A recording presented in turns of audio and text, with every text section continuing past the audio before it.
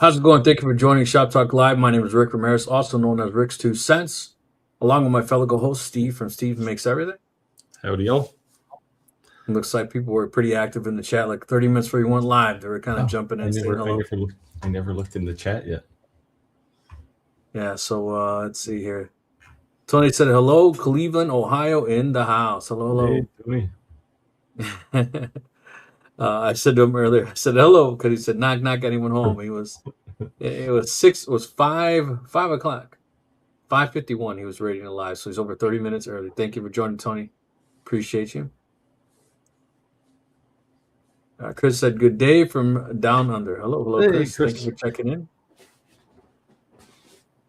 Of course, guys, appreciate everyone joining and let us know where you checked in. And as always, if you have any questions, let us know. But it's definitely cool to see where everyone's joining from. Hey, Tim. Tim says he's taking bets on if Ricky turns up tonight. So, while my son was not in school, my wife would work at night so that, he was like, because she had to have him during the day, basically, right? And then certain nights, like our live, my wife actually worked in the afternoon, so I had him on my live. So that's why sometimes I was joining the live last minute. So I'm getting him dinner, getting ready, and I'm rushing right off the live because I'm getting him in the shower. But now that he's back in school started again. My wife switched her schedule back to during the day. So like right now they're home, and I'm not saying it won't pop up, but I'm not keeping an eyeball on him while we're on the live.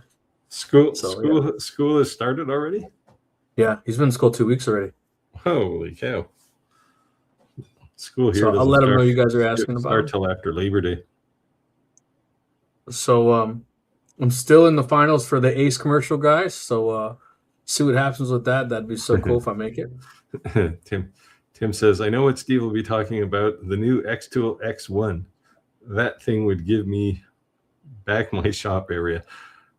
So there are limited things I can say about the X1. I really can't say anything more than you've probably seen in their teaser videos. You have one? There's one on the way. Nice. Parts are starting to show up. So okay. Is that the 60-watt laser? I don't know if I'm allowed to say. Oh, okay. Because I saw someone do a teaser. It said 60 watt, their largest CO2 laser they've had so far. Oh, on the CO2 side? It was huge. I will say no, it's not 60 watts. Okay. It's an interesting tool. Like I argued a few weeks ago, I think 2027 is going to be the multi-tool year. Yeah. As much as some of us, including me, sometimes would like to have tools all over the place so I can just use one for a specific thing. I see the appeal, which is what Tim's alluding to here, because like on the workbench that I have all my lasers on, the counter, I mean, I've got a P2, I've got two F2s, I've got a Com Marker Cox CO2 gantry laser, I've got the Titan one, and I could get rid of all of them with an X1. Pretty cool. The only problem that I say is that having one's like having none, right? If your business is completely around one machine and it went down, you're screwed. There is that aspect, right? There are definitely things to argue about, right? That like so I guess you're just gonna have to buy two. Maybe. Yeah, there you go. Maybe you have an X1 with a CO2 and a fiber laser, and another one with a diode laser and a UV laser, right? Who knows? Yeah. It sounds ridiculous, but like even like a DeWalt drill. I go buy a new DeWalt drill. I bought two. My wife was like, "You're buying a new drill, so why are you buying two?" I'm like, I'm a lineman. When you use a drill all day long, every day, if your drill breaks, what am I supposed to say? I couldn't finish my job because my drill broke? No, you got to have another one just in case this one breaks.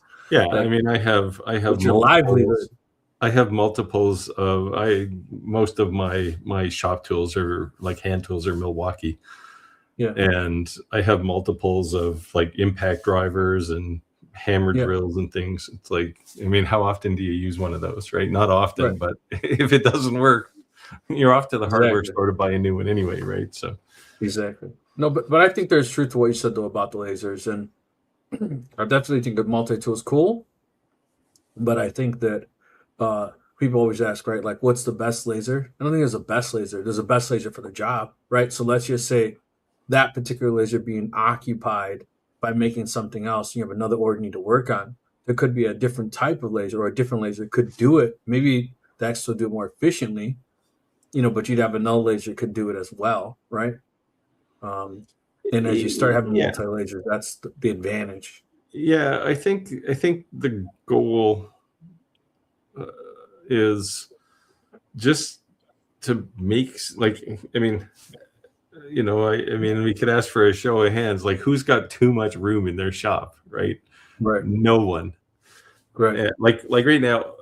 So I mentioned just before we went on that Lightmake is sending me the replacement L4. It's going to go on the floor right now, right at the door. Like it literally, they're going to take it off the forklift and drop it on the floor, and that's the only place I have room right now for it. If I could get rid of some of those tools, yeah, like I have 4 3D printers. I have 2 UV printers. I have, I don't know, half a dozen lasers. And like, do I need them all? They all have a purpose.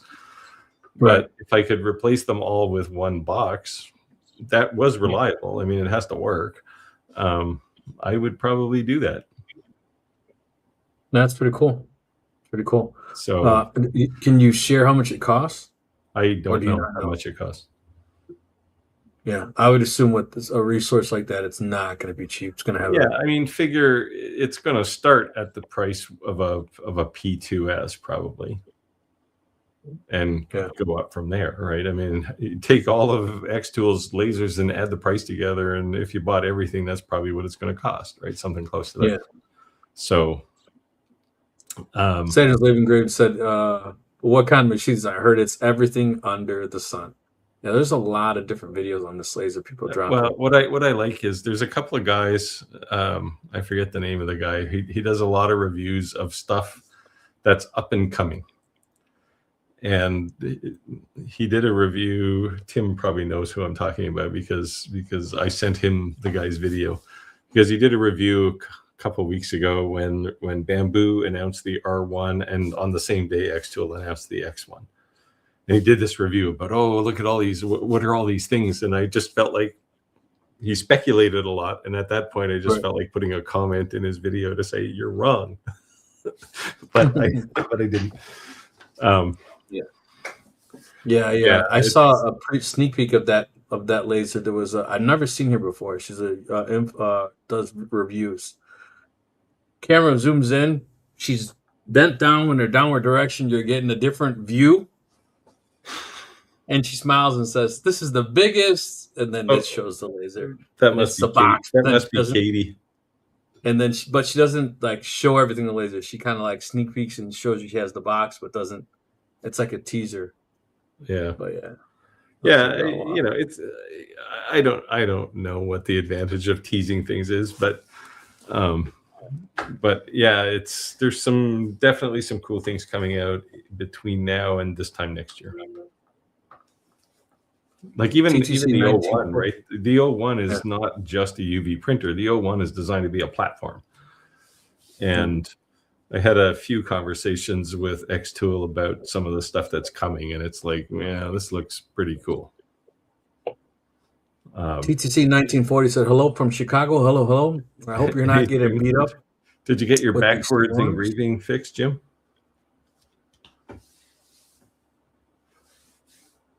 I tell you what, every weekend I've said I was going to be in the basement doing this, doing that.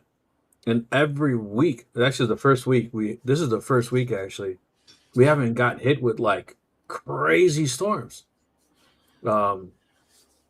It has just been nuts. I tell you, I've had a chainsaw in my hand at least 3 to 4 days out of the week the last month. Like insane. Presumably the hottest part of summer's past now. So Yeah, but it just man, yeah.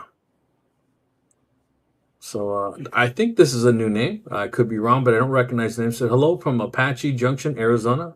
oh, Hello, hello. Sue. Thank you. I assume Thank that's you an for accurate joining. Let person. us know if you have any questions. Appreciate you checking in. I got a question for everybody. Me and Steve were talking before we went live, and I was listening to the radio this morning on the way to work, and they were saying adaptive spending, right? What is an adaptive spending? Things like we're all talking about earning additional income, but what is something that you've been adapted over time, that you've spent your hard-earned dollar without even realizing it? And one of the biggest things they first brought up was TV, right? We all had those rabbit ears. We all had antennas on our roofs. And when cable came out and says, what idiot's going to pay for TV when you can get it for free? Adaptive spending. We all went to cable, right?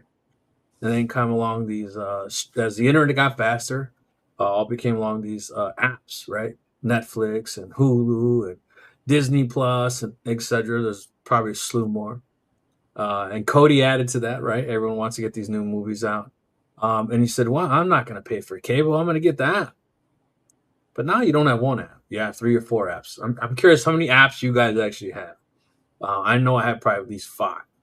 But when you add up the apps now, it's not any cheaper than cable, right? So that's adaptive spending. So the one other thing they're saying is with this, I don't want to get in politics, but this meat that they're bringing into the United States from Argentina,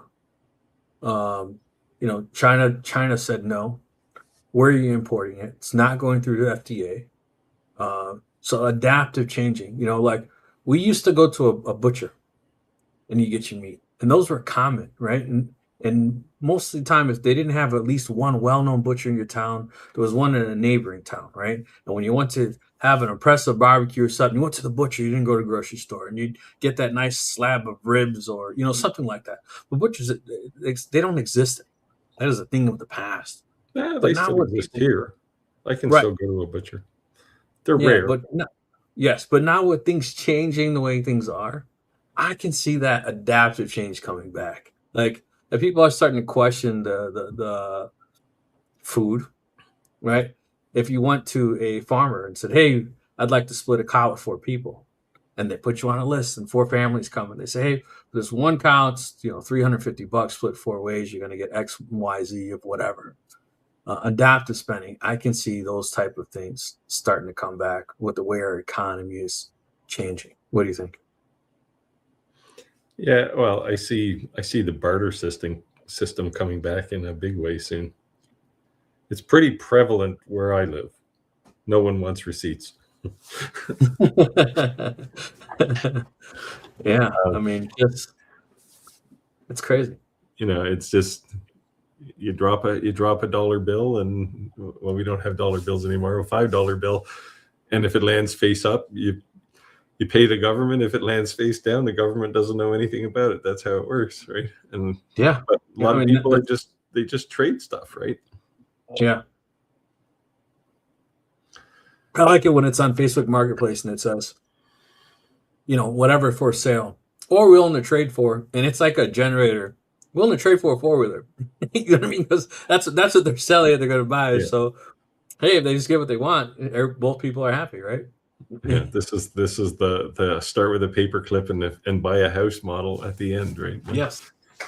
Yes, that was actually that was crazy when that came out. Brad Dewey said, "Hello, all." Yeah, so I'm curious, how many of you actually have dropped cable, went to some type of streaming platform, and now you're right back up way before cable was? So I dropped Netflix, I don't know, 2 years ago, haven't missed it. Um, I have Amazon Prime just as a result of having Amazon Prime. Yep. Same. That's probably it. I'm trying to So, think if so Netflix has become I have like all the a really basic cable package. okay. So Netflix has become like all this dubbed movies. You guys are making fun of me when I was having issues with the MacBook Pro. Like It's like all these Chinese movies that are dubbed. My wife's like, "Why do you watch this?" I'm like, "What?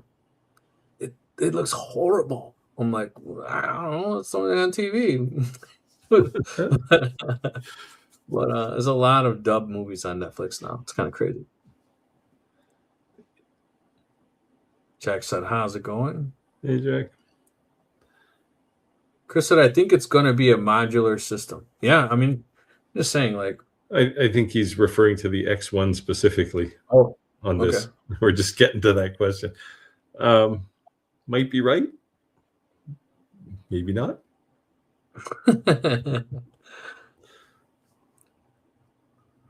McPhil3D said, "Hello, everyone. Hello, hello. Thank you for dropping in. Let us know if you have any questions. Appreciate you checking in." All right. I mean, the thing with the X1 specifically is it's like a flying gantry, right? Or a flying Galvo.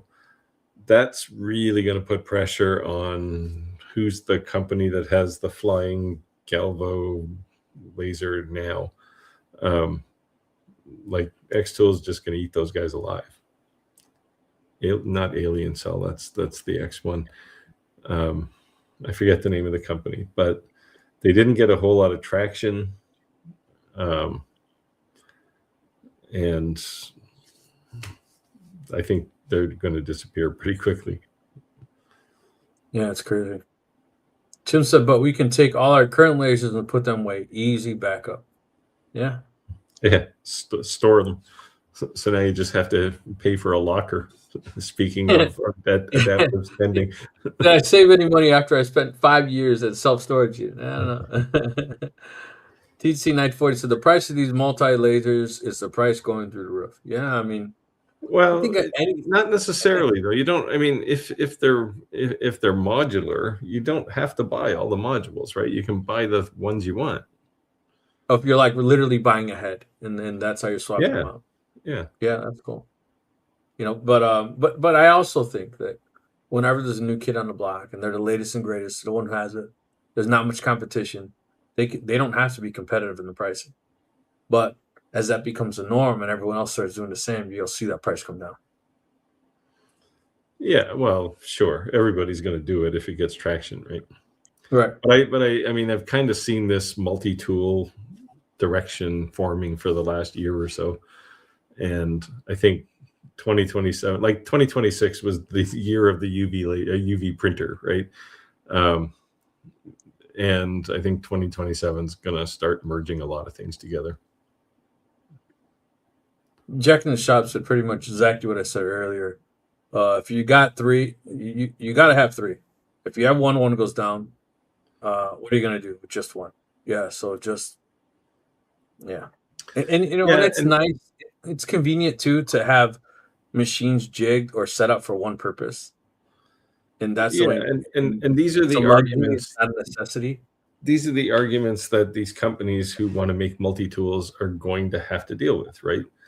But, if you think about, if you had a machine that had a UV printer and a laser cutter in it, you could do print and cut like in an actual real way, not the way that X-Tool did it in the M2. I don't really like the M2 from that perspective for print and cut. It works, but it's like,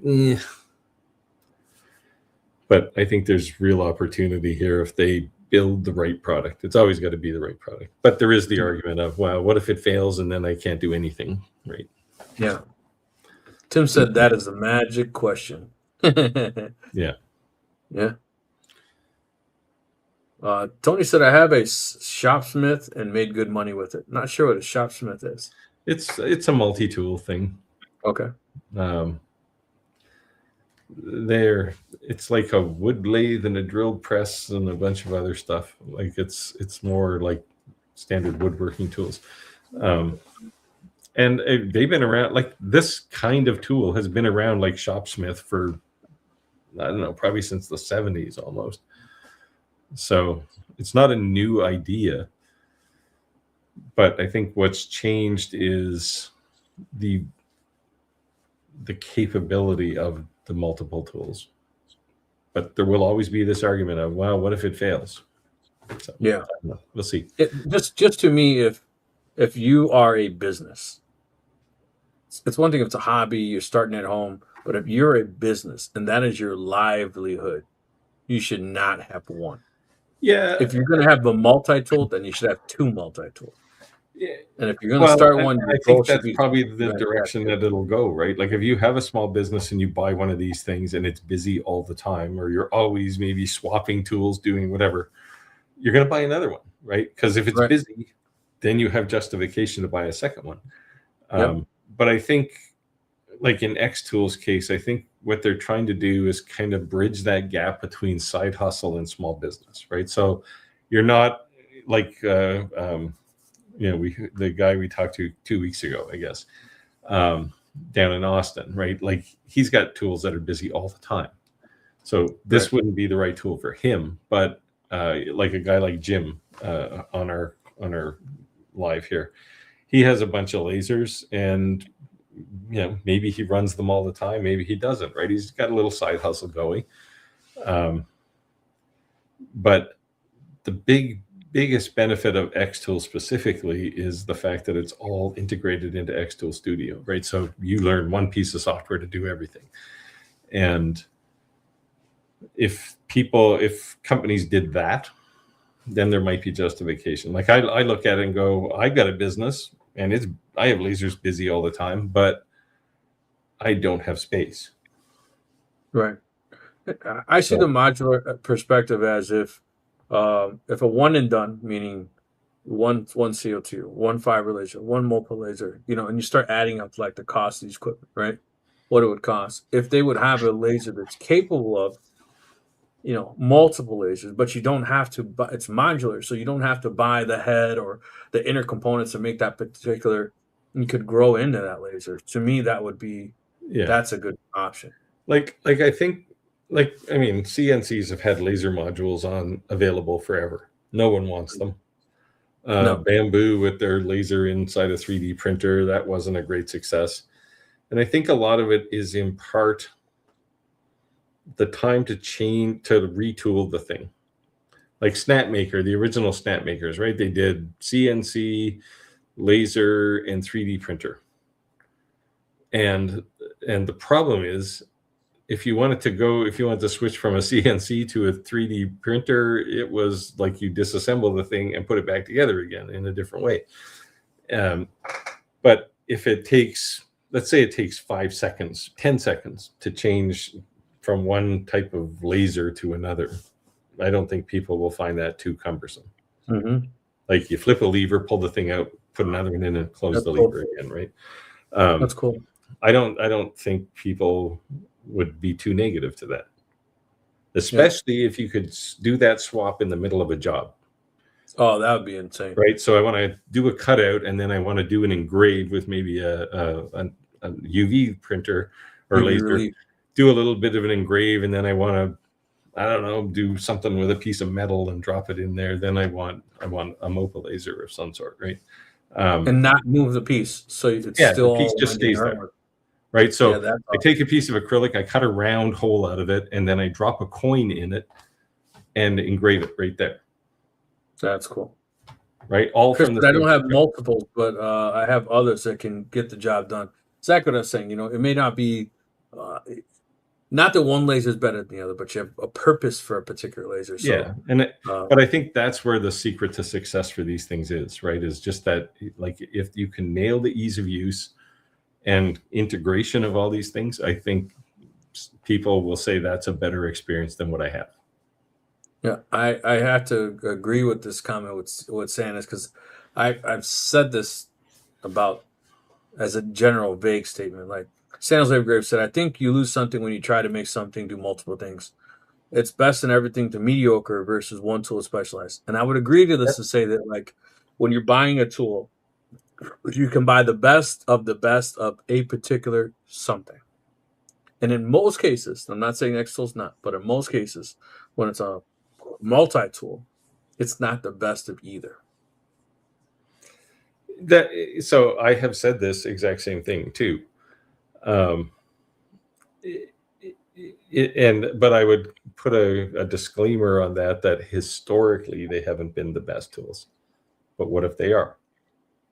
Right. So to me, the winning statement with that would be modular, a laser you can grow into. It's a laser Yeah. that's basically a $25,000 laser that could start at entry level of $2,000, $3,000 because you're buying the cheapest modular. And as your business grows, as you continue to grow as a business, you can continue to grow the laser. To me, that's what would be appealing Yeah, to. and I do think that when companies get going on this, I think that's where they're headed. Yeah. Right. I mean, these guys have to have learned something from some of those fiascos around CNCs with lasers on them, and I mean, those things are just brutal. Yeah, I mean, the thing is that we went from this don't use an open frame to let's put a laser in a CNC. Well, isn't that Yeah, open frame? I mean, which is the worst of all because the thing you're cutting into is a piece of wood, right. So the spoiled board. What? Yeah, like we took 5 steps forward and we're taking 2 steps back. Yeah. Jack said, I would just take my current lasers and make them just backups, just in case. Yeah, that's what I was saying. I wouldn't say throw them out, but I wouldn't put all my eggs in one basket. If that's all I had, like, I'm just even as crazy as it sounds. Like I have this new rolling printer behind me. I got a 54-inch that I took out. And I have it in my basement. And I've been like going back and forth, like to sell it or not, because like if I start gearing up and start selling stuff, and that's the only way I can do it. My wife's like, why don't you just let things go? Just sell it. And I agree because I can get some decent money for it. But it's just kind of like we're just talking about. Literally makes you feel nervous when that's the only way you're capable of doing something. And if I start advertising a ton, or I start putting out something, or something happens, I could be in trouble. Yeah. But I think if anyone can pull this off, it'll be X-Tool. He's ordering a pizza or something. Jeez.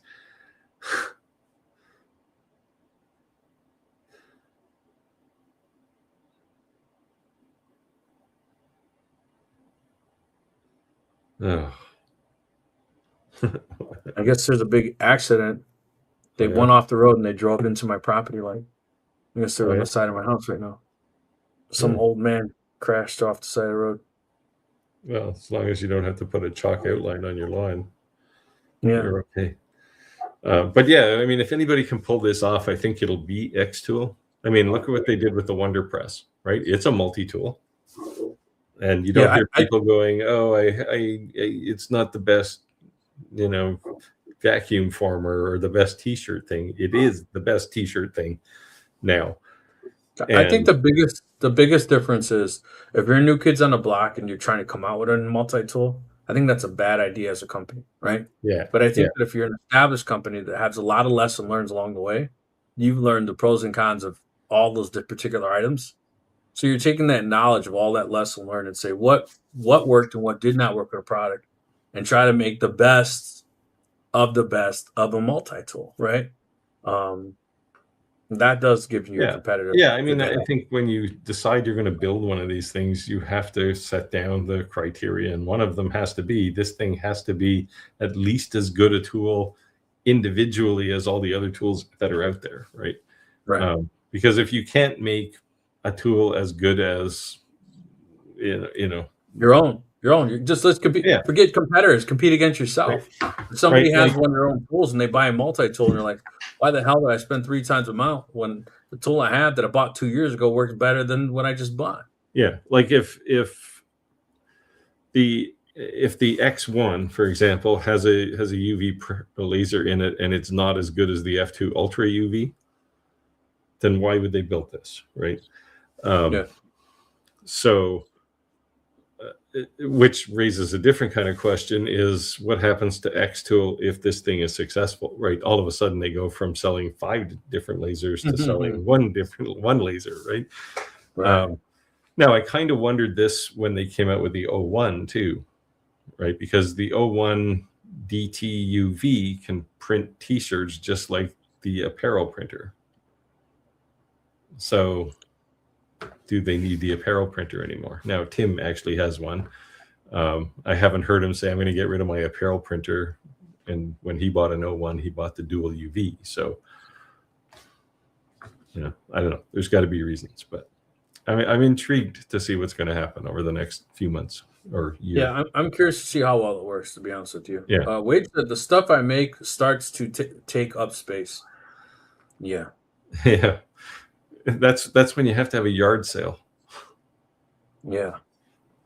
So, what's crazy is there's no secret I'm a DeWalt guy, but every time I buy a tool, I don't buy just the tool only because I want the battery, right? The batteries are expensive. Yeah. But every time I buy a battery, what comes with their charger? So as we're cleaning up the basement because of the flood and all that, I literally had like a DeWalt bag that's like comes with the multi-tool, which is like it's huge. It's like looks like a military duffel bag. It was filled of brand new chargers. And as I start looking up how much these chargers cost, they're like $100 a piece. And I'm like, I'm gonna sell these. Like, why the hell did I hang on to these? But yeah, taking up space is just junk, but Yeah. I didn't throw it away because it was new, right? I have too much stuff. Way too much. Sure. And I like I have I still have the GWick M Core sitting in my shop. I should sell it or give it away or do something because I already have a metal fab sitting there that can do everything it can do. I have a P2S which can do all of the CO2 stuff. So I don't really need it. And it's just taking up space. And somebody else could benefit from that, right? So speaking of giving away, there was 2 entry-level laser manufacturers who reached out to me. 2 entry-level lasers that a manufacturer reached out to me, wanted me to do the review. And I said no. And they came back, really, really asked me. And I said, okay, I'll tell you what. If you give me 3, and I can give them away, I'll do the review. And 2 manufacturers said yes. So guys, there'll be 6 lasers we're going to be giving away soon. So I'm finding out the details, what they want me to cover. But they're 20-watt lasers. 20-watt laser and closed laser are pretty decent lasers. Hold on one second, guys. Sorry.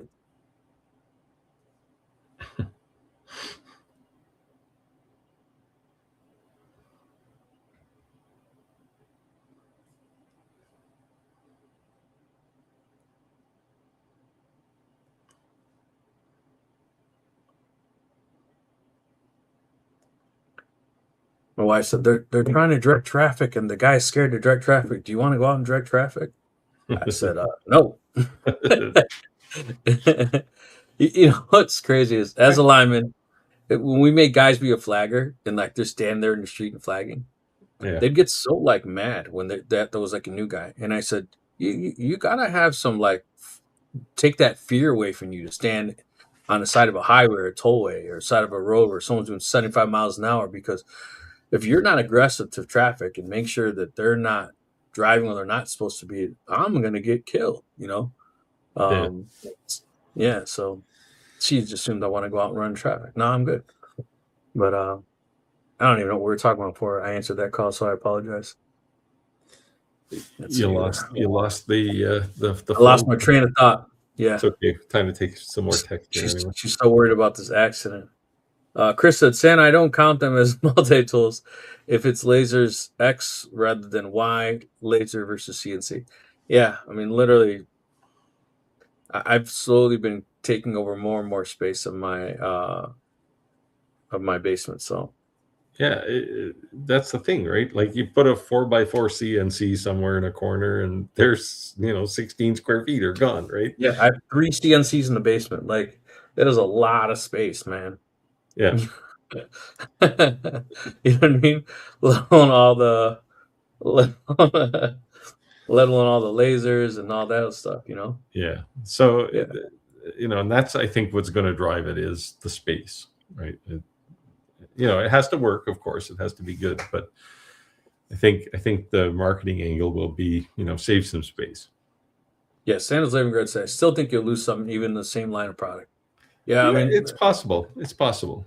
And I mean, I've said this exact same thing, as I mentioned. but who knows, right? That's history. Maybe the future is different. Well, it said, those who don't know have a media following. How do you find buyers for your service or projects? Is it best to build it and they will come, or reach out what they offer? Steve, I think we can both add to this. You want to start first? Well, technically I have a media following, but I don't use my YouTube channel as my store. So for me, most buyers they come to me from word of mouth. I don't advertise. And that's a slow way to build things, I'll tell you right now. But the advantage is, for me, I don't like to build 1,000 of anything. So, I only have to build one of something, but I can make a lot more money doing that. So it works out the same. It's not like, hey, I make $1 million a year because I only make one of everything. But it's all done with word of mouth, and those people come with a purpose. I want my specific thing, and I'm willing to pay anything to get it. So that's how I work. I don't know, Rick, how do you? So I want to say a couple different things. I want to say, for one, I agree everything what Steve just said. And for two, I want to say is that I'm so disappointed in so many YouTube influencers, and neither I or Steve do this. Make these false claims, pump and dump videos. We never do pump and dump videos. We don't sound like infomercials. We do these live question answers for this particular reason, right? We're not selling you anything like that. So when I see these these videos, I'm sorry, and they're like, take this 2x4 or take this 4x4 and drill a 2-inch hole into it, and take this 99-cent candle and stick it on the top, and then take a torch and torch it. And I made $7,000 this month. And I just saw this. And $7,000 this month. They paid whatever. And their following is doing it. And that same person who was saying this, on their Facebook group, the guy says, what did I do wrong, man? Like, I followed the directions. They look great. Everything you said. And that same person made that video. Guess what they're not doing?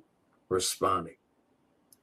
And I responded, and I'm sorry if I ruffled someone's feathers, but I responded and said, the only person who made money off those builds is the guy who made the video. And that's because you get 20 million, he's got like 20 million views on his YouTube channel, so he's making a ton of views on saying $5,000 a month and getting all this. So I'm bringing all that up because what I want to say is, we always say collectively is that find your niche, right? So whatever your niche is going to be, stick in your lane, right? Don't start looking on YouTube and saying what's going to sell, do that. But what I will say is this: jump on the bandwagons of holidays. Christmas is coming. Halloween is coming. Start making those type of items. They're going to be seasonal items that are too big, too bulky to ship, right? Because it's going to cost too much. No one's going to buy a cedar jack-o'-lantern for $35 and pay $25 to get it shipped. That's ridiculous. But they'll pay $35 to drive your house, or you sell that at a farmer's market. So I would say, if you're just starting out, selling onesie twosies, $5 to $7 items, you're going to get discouraged because you're going to put more time and effort than the return on your investment you're getting. Yeah. It's just not going to feel like getting it there. So I would say, go on Google, type in wherever you live.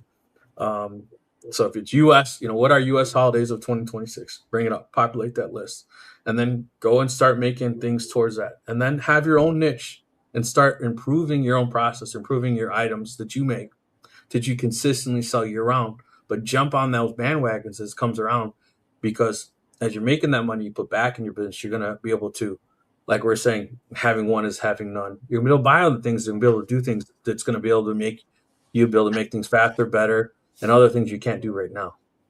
So I know I kind of answered the question with a question, but I would say figure out your niche, stick to your niche, and then jump on the bandwagons of holidays. Every big box does it for a reason. The caution, and this was the subject of my last video, is don't assume because you have a diode laser, you're going to be able to make a ton of things that people will, claw at you to get, right? Because it's really hard to build something unique with a single tool. That doesn't, I'm not saying, go out and take a $20,000 loan and fill your shop with tools, but be prepared for that. Because like, if you're going to make, you're going to laser cut keychains. Maybe you put some engraving on them. You're not really going to sell a lot of those, in part because everyone else is selling a lot of those too, right? So, you just have to be prepared to start slow and grow as, like, you make a keychain, even if you make $1 on it, right? If you're selling 100 of them, well, there's $100. You can buy a palm sander, right? Or, you just have to be prepared that it's a slow burn, unless you've got Here's also my a best disposable advice. budget to fill your shop with tools. Here's also my best advice. Don't put off a sale for a possible sale. And what I mean by that is, Steve just said, somebody wants you to make a keychain, you're only going to make $1, right? And you're like, oh, I'm only going to make $1, right? So I'd rather spend my time trying to make something that I think I'm going to sell. Or I'm going to start working on some graphics and that I think I'm going to sell. Work on something you think's going to sell when you don't have something that is selling. Don't put off. So even if you only made $1, do that first. Because even that $1, make that dollar, and then go do something else, right? Yeah, because who knows? They can also just be testing you to see, like, does he actually do good work? Is it worth it? And I mean, I've done, like I said, I tend to make only one of something, but every once in a while, somebody will say, "Hey, can you make?" I need a set of coasters, and you know how much I hate coasters, but I'll make a set for them, right? And then 2 weeks later, they're back and they want something else, like, make me a piece of furniture, make whatever, right? It's always something bigger.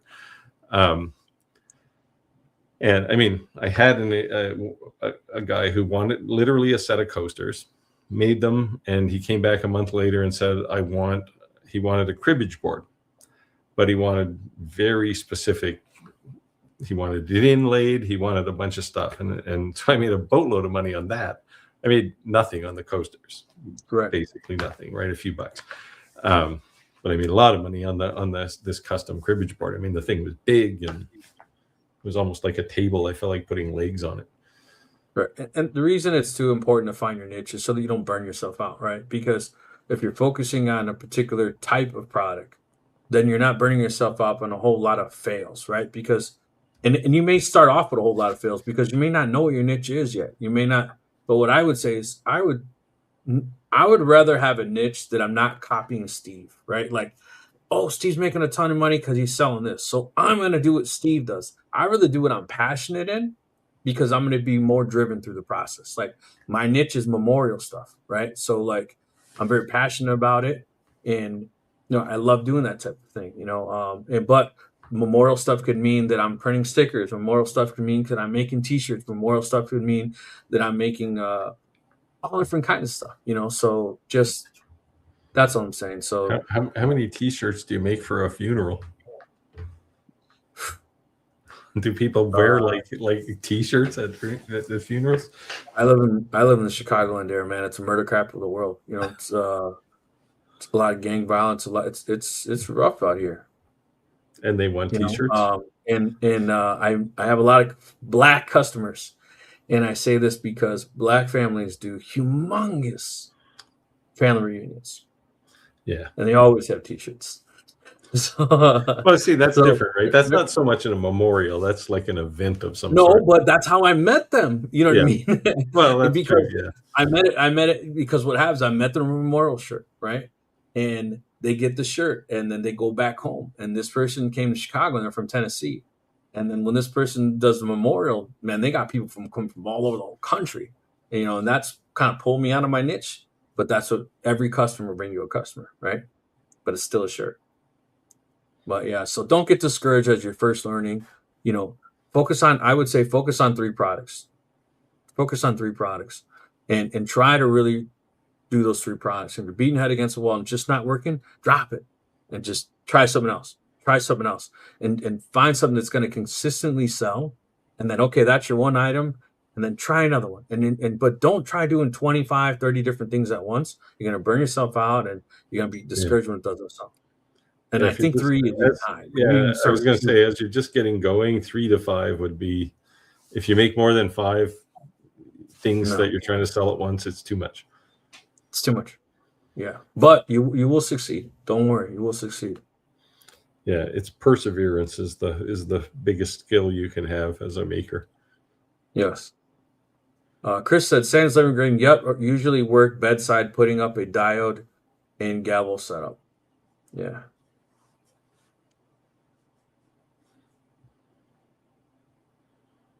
Hoofer said, just saw a video tonight that Bamboo may be coming out with a UV printer.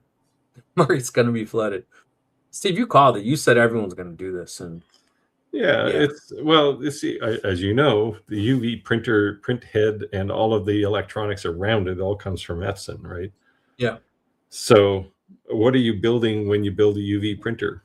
You buy an Epson package to put one together, and you put a couple of rail rods in there with some bearings and a carriage, and you're done. Right? It's basically the internals are the same. It's just being repurposed for different type of ink. Yeah. Yeah. Right. And yes, they can have different type of beds, but the motherboard, the power supply, it's the internals are the same. Yeah. Yeah. So, and I mean, I think Epson is basically put together like a manufacturer's package for these things, right? And yeah, and at first they weren't happy about it. I tell you what, there was lawsuits, like U.S. Some I guess I shouldn't say the name, but some of the largest distributors and printers in the United States, they got sued for millions of dollars for doing this. Yeah, and two big manufacturers, DTF printers, got sued big time.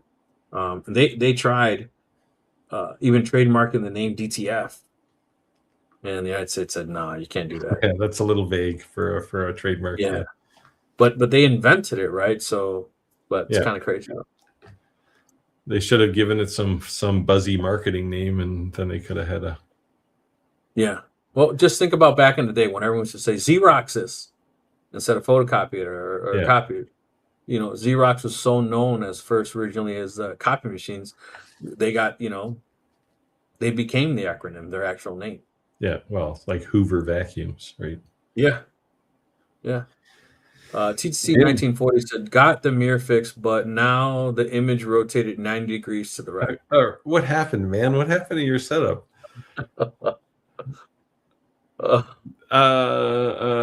There is a swap X and Y as well in the settings. Yeah. Maybe X and Y are swapped. I saw Nancy the other day on Facebook, and man, I didn't know she created content. She's got a lot of badass stuff. Yeah. I told her she's got to join the live one of these days. Yeah, if we can ever get her, she works during the day or something, right? Yeah. Or at evenings. Her name came to mind when said the laser was off, right? Because she was struggling so bad with that CO2, the mom port. Yeah. Tony said 90s back next week. Yeah. I hope he's talking about temperature and not the actual 90s. The music in the 90s was terrible. Yeah. Kevin said, hey guys in Farmington, Massachusetts. Hope is all well. Thanks for checking in, Kevin. Let us know if you have any questions. Oh, look at this. Jack said 0 apps. Yeah. All right, so 0 apps because you have TV, or are you old school with the rabbit ear antennas? How do you, and are you married? You can't use rabbit ears anymore because everybody converted to H2 digital, right? So now you have to have one of these weird antennas, but you can still do an antenna. They do broadcast HD over antenna, but your 2579, your regular local channels, and they're HD, through the airway too. Yeah, now they are. Yeah. Yeah. So you must not be married, I assume so, because I don't know. I'm not sure I would last too long without 0 apps in my house. Yeah, I have like an IPTV app that I use to watch. It's good if I want to watch like soap operas from Albania or something. But I was big into that with Cody when Cody was a thing, and so you could watch, all the new movies and all that. That was cool, but they locked that down. It's not as open anymore. Chris said flooded the market like random TVs. Yeah, that's going to happen. Steve, you said the X tool is making products like making appliances. and they're becoming that, And I've Yeah, said, well, it's like, well, like when you look at like the D1 Pro was the last of the I'll say lasers that they made. Everything since then has been a toaster, right? You plug it in, you push a button, and it works.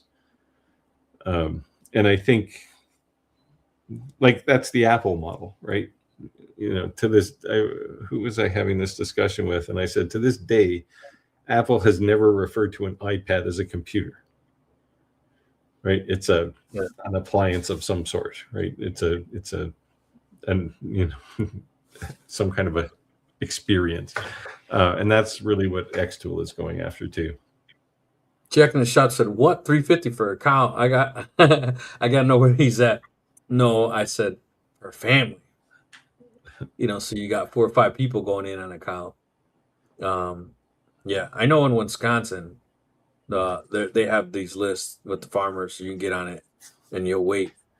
They'll wait for But 3, 4, depending on how you want to split up the but cost. in Wisconsin, isn't it just going to be like some old dairy cow?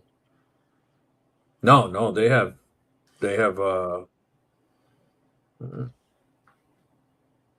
don't know. I know they got cows there. Yeah, I mean, I would, if I was going to buy a meat cow in the U.S., I'd go to like Nebraska or something.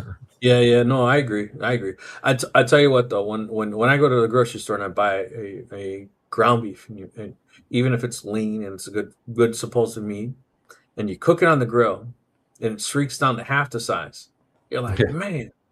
But then when you get this burger that's straight from the farm, and you cook it, and it doesn't shrink at all, it's just like, yeah, because it's made with this thing called meat, not fat, right?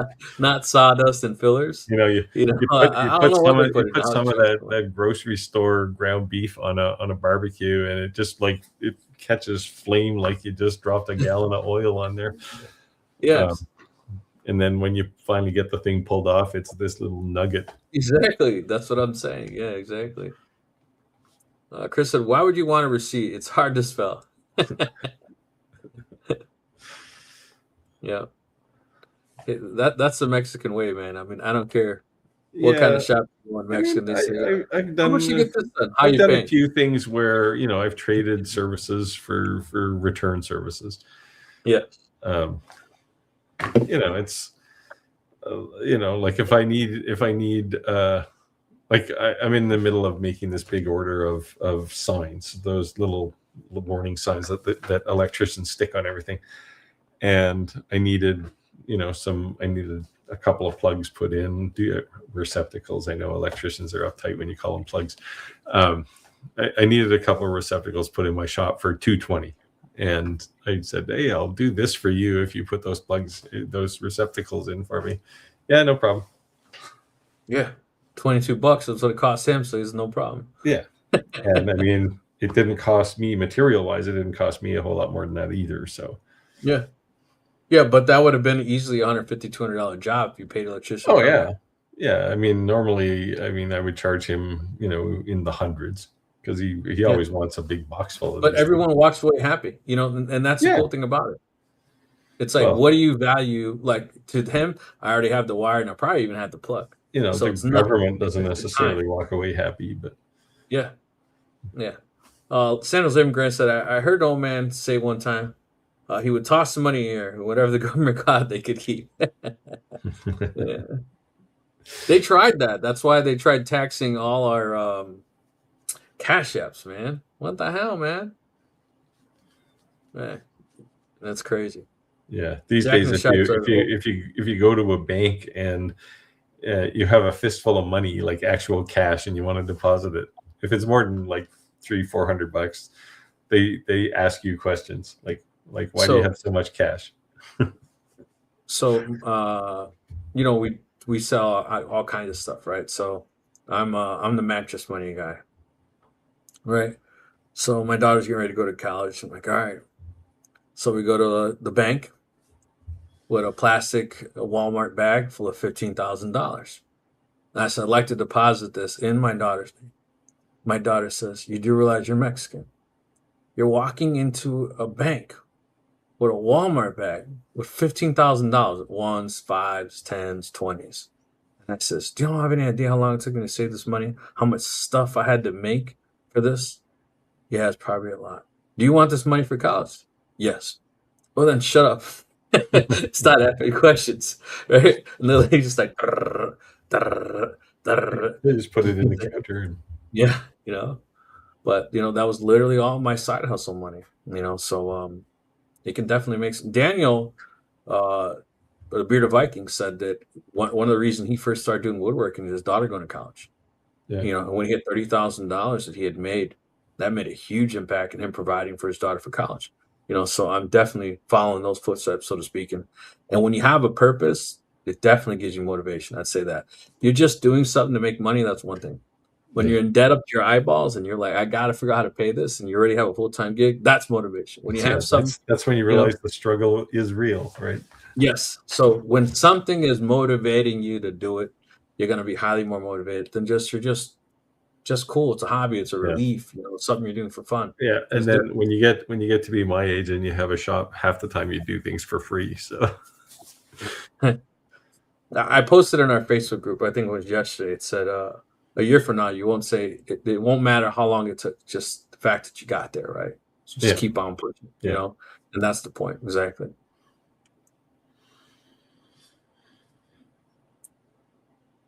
You want to take this one, Steve? Wade says we've gone up a bit, but it's still less than a cable. We got Yeah. 3 subjects going on here. Yeah, I don't know. The whole streaming thing. I mean, it's a good idea, but I mean, it's time for some standard streaming tool, and just all these guys plug their channels into it, just like cable used to be, right? Or television with over-the-air transmissions. Chris said, I have more streaming for the grandkids than for myself. That's what I'm saying. I have Netflix, Hulu, Disney, Amazon, HBO, Paramount, and probably more than that. See, I had Disney for a and when while it hits too. my card, I'm like, who the hell signed up for this? And my daughter, oh, there was a season show. And then my wife, oh, I signed up for this. I'm like, you guys have your own credit cards. Why do they got to hit mine? Yeah, I had Disney for a while too, and then just went, yeah, it's not worth it. All right, Steve, this one's Jim says, Steve, as I said, I liked your video about multi-laser products, well, multi-tool products, I guess. Clack just did one too. Oh, did he? I have no time to watch YouTube anymore. Got a UV and CO2 galvo, no space for diode or CO2 gantry. Oh, that's Clack, I guess. What about a combo diode fiber? Well, that's what an F2 Ultra is. Actually, is that true? An F2 is diode and fiber. I would say, what do you what make? does that give you? Well, yeah, so a diode would give you the opportunity to work with wood and do some cutting, and the fiber would give you metal. Fiber's metal and diode's wood. So it's like, which one you do more of? Now, what you wouldn't be able to do with that combination is anything acrylic. Right. Because fiber lasers don't really work with acrylic all that well. Yeah. It really depends on what you're making. Yeah. So what do you plan to make? And the problem is if it's this combination in well, with the exception of the X1, it's going to be on a galvo, which means your cuttings are all going to be at weird angles anyway, right? Yeah. So it's not the right tool. And I had this discussion with X Tool probably a year and 2 years ago to say, why do you keep putting diode lasers and things, right? Because you can't cut with it, because it's none of the pieces would fit together if you cut with it on a galvo. So why bother? So that Adam Sack Craft, it has the diode laser / the IR laser.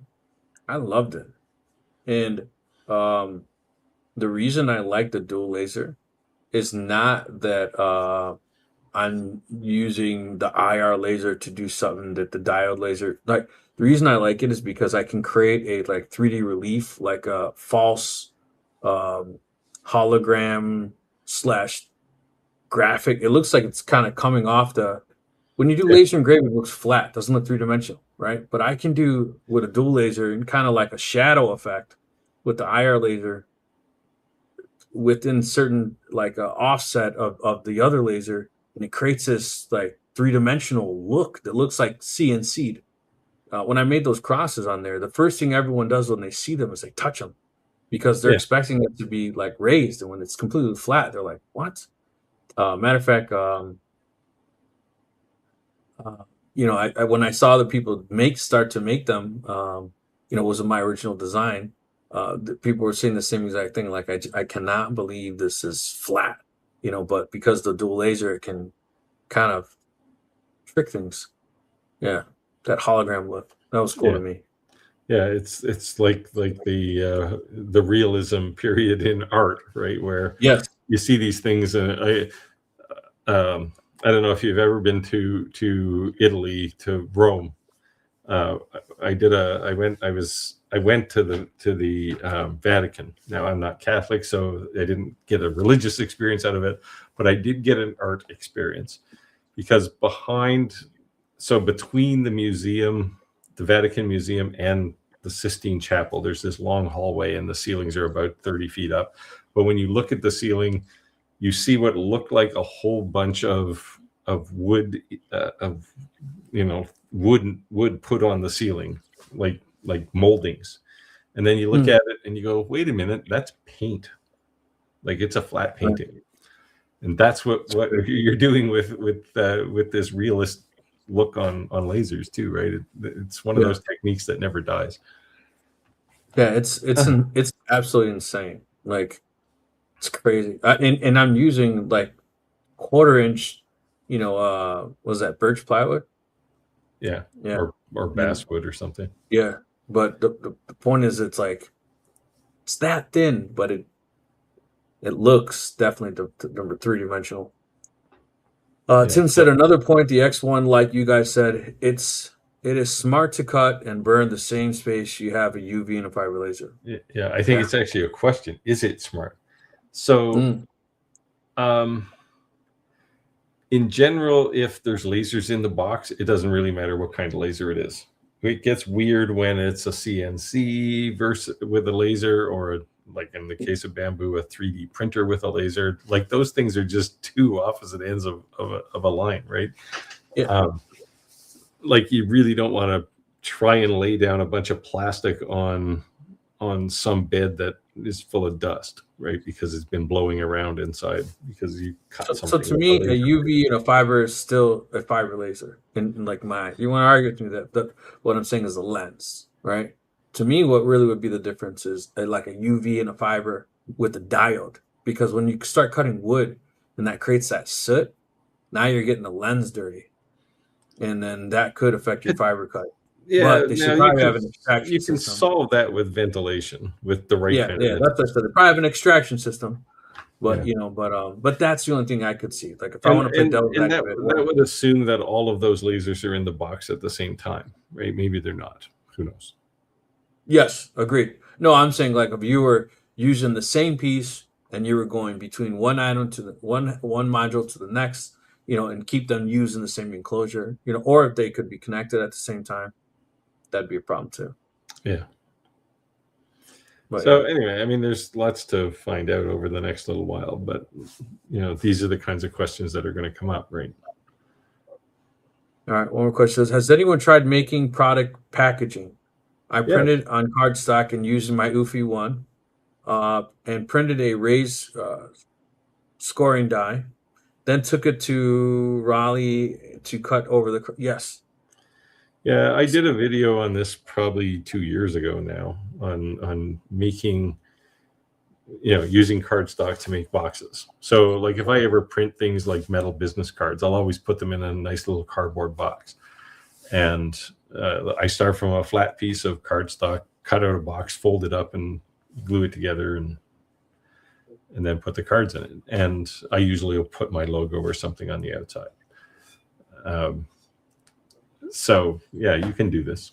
I mean, I'm I going to be didn't. honest. Last one I'm I not made, I too didn't even fancy. have a UV printer, so anything that was on it was engraved with a laser. But I'm not too fancy when it comes to shipping. It's very minimal. I'm not saying it's not packed well, it's not packed safely, but it just nothing, no frizzles, right? Like I got a package from Skylar, and I was like, I wanted to do an unboxing video, like you know what I mean? Like it was like this yeah, is from it Skylar. depends on what it is. Like if I were to make a cutting board. So these charcuterie boards, I haven't made one in a long time, but I used to make a lot of those. And then I'd cut out a piece of foam that the thing just fit into. It was like a vacuum Yeah, fit.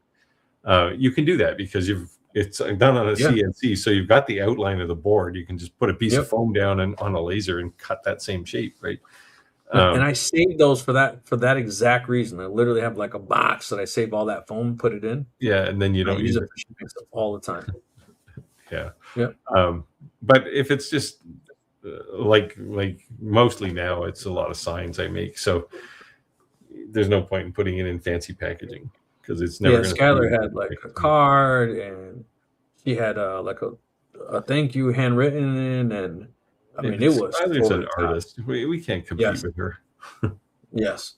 And like I said, you get mine when you get my package, it looks like it came from Amazon. You get a really nice box, you get it packed well, and that's about it. Yeah, But I but occasionally do write handwritten letters thanking you yeah, though. but anyway, if you dig back in my project playlist, you'll see where I made a bunch of these boxes. It was at least a year ago. Prison Prison Print Prince, is hello, back. hello. Prison Print missed you last week. Yeah. Tim said, "Is that the Roland BN 230?" Yes, it is.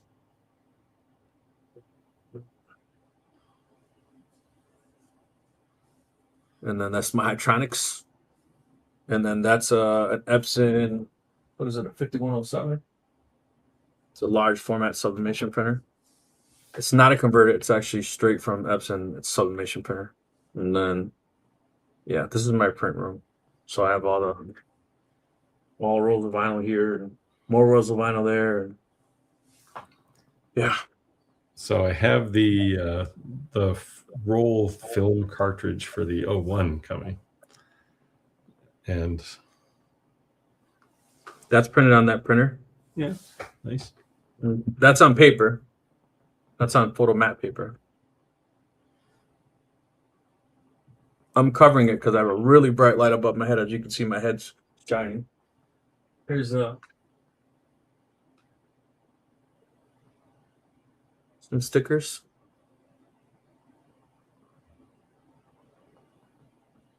It looks kind of dark, but it's not. It's just the lighting is not the greatest in here.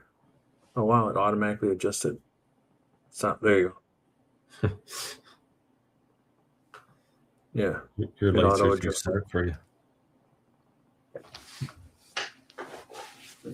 But yeah, that printer, so I've been printing a lot of posters lately. Posters or coasters? Posters. No, like look. Yeah. Okay, posters. Yeah, that makes sense.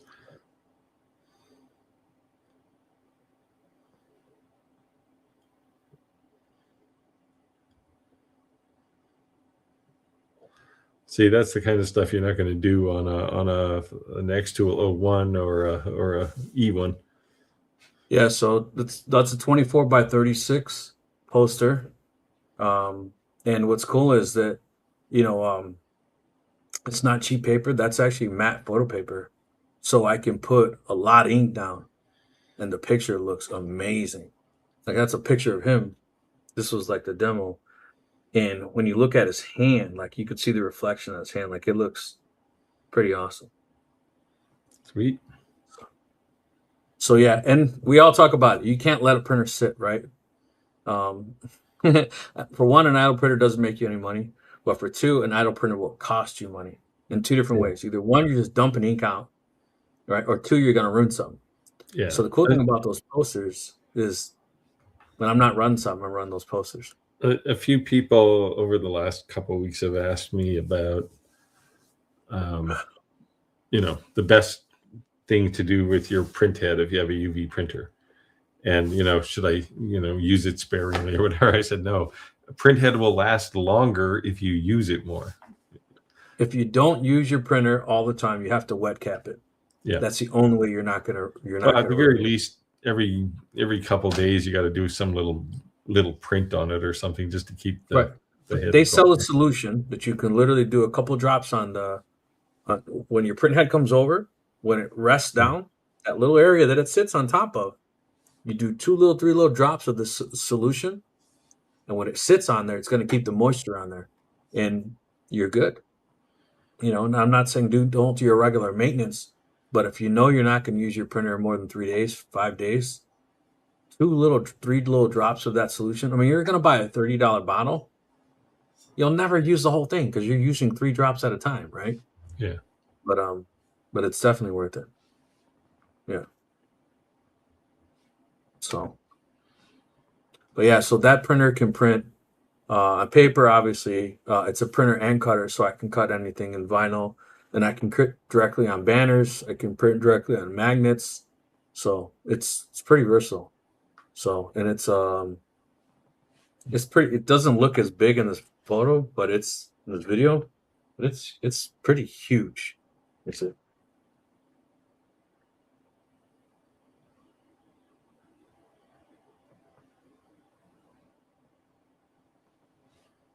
almost 53 inches wide.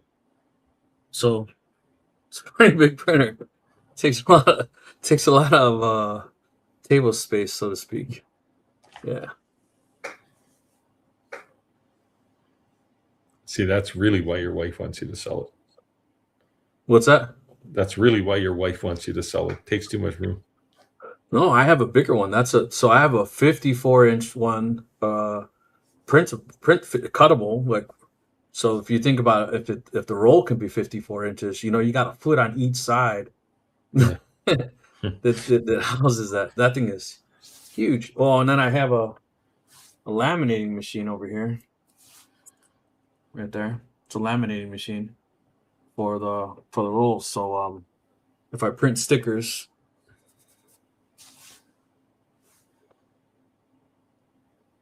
like this, I can laminate it.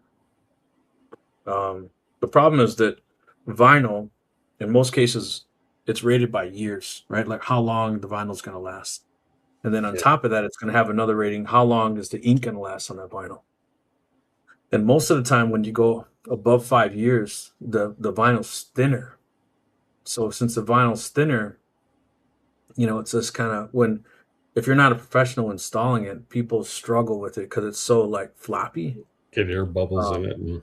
Yeah. So even though you have it's like a rapid release, it's some weird technology. When you press on it, it's supposed to allow the air to come through before the glue actually starts to activate and not allow that bubble to come through.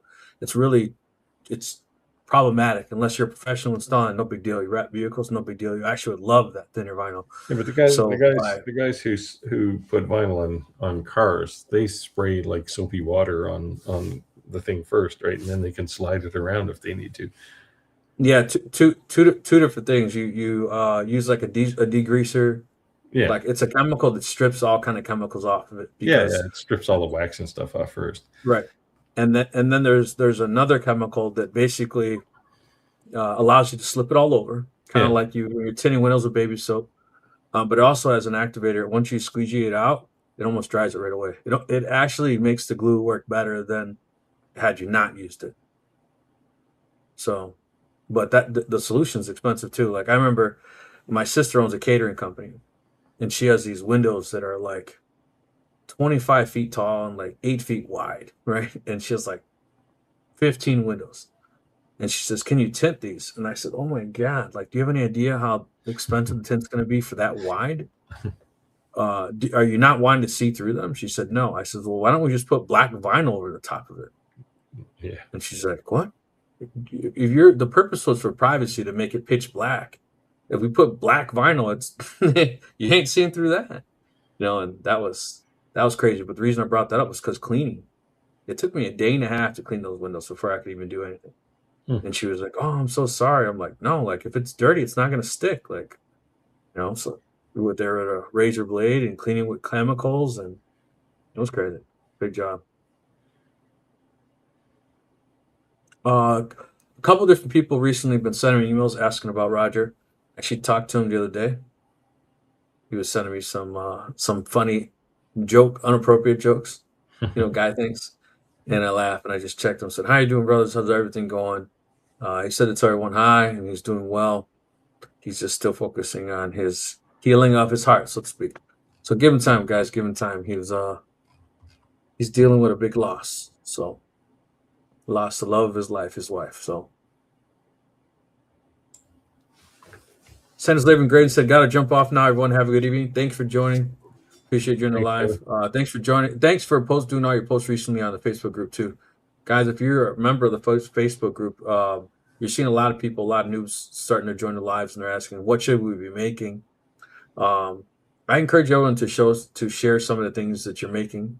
Not only share some of the things you're making, but share some of the things you absolutely failed at, did horrible at, decided not to make. Share those too, because that's encouraging to someone that the YouTube magic, everything doesn't always work. There's no easy button. Sometimes you fail. Sometimes it's a bad idea. Or sometimes, like Steve said, he's made mistakes, and then going forward, that's how he made them, right? Yeah, sometimes they're happy accidents, but I could have brought one tonight to show off.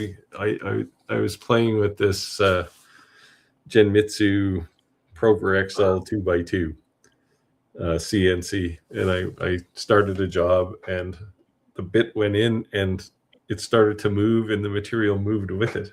It's like, okay, this isn't good. I've had good luck with. Looked at it and went firewood. I've had good luck with that double-sided sticky tape, but it's actually for woodworking. The only thing is that I'm not sure that that's like a good solution long term, because it's just so expensive. Like it was just something that I bought because I really wasn't sure what I was going to use. So it does definitely work, but it's really expensive. Yeah, and I mean, you use a lot of it, right? I mean, every time you put a piece down, there goes another 10 feet of it, right? Right. Yeah, that's all I'm saying. Yeah. So I'm curious, guys. As people with CNCs, how are you holding your pieces down to your spoil boards? What is your secret? Are you screwing it down? Are you using a finish nailer? I've seen a lot of people using finish nailers. I don't know about that one. Are you using CA glue and the old double tape on both sides, or using double-sided sticky tape? What is your go-to when it comes to attaching? I use blue tape most of the time. Yeah.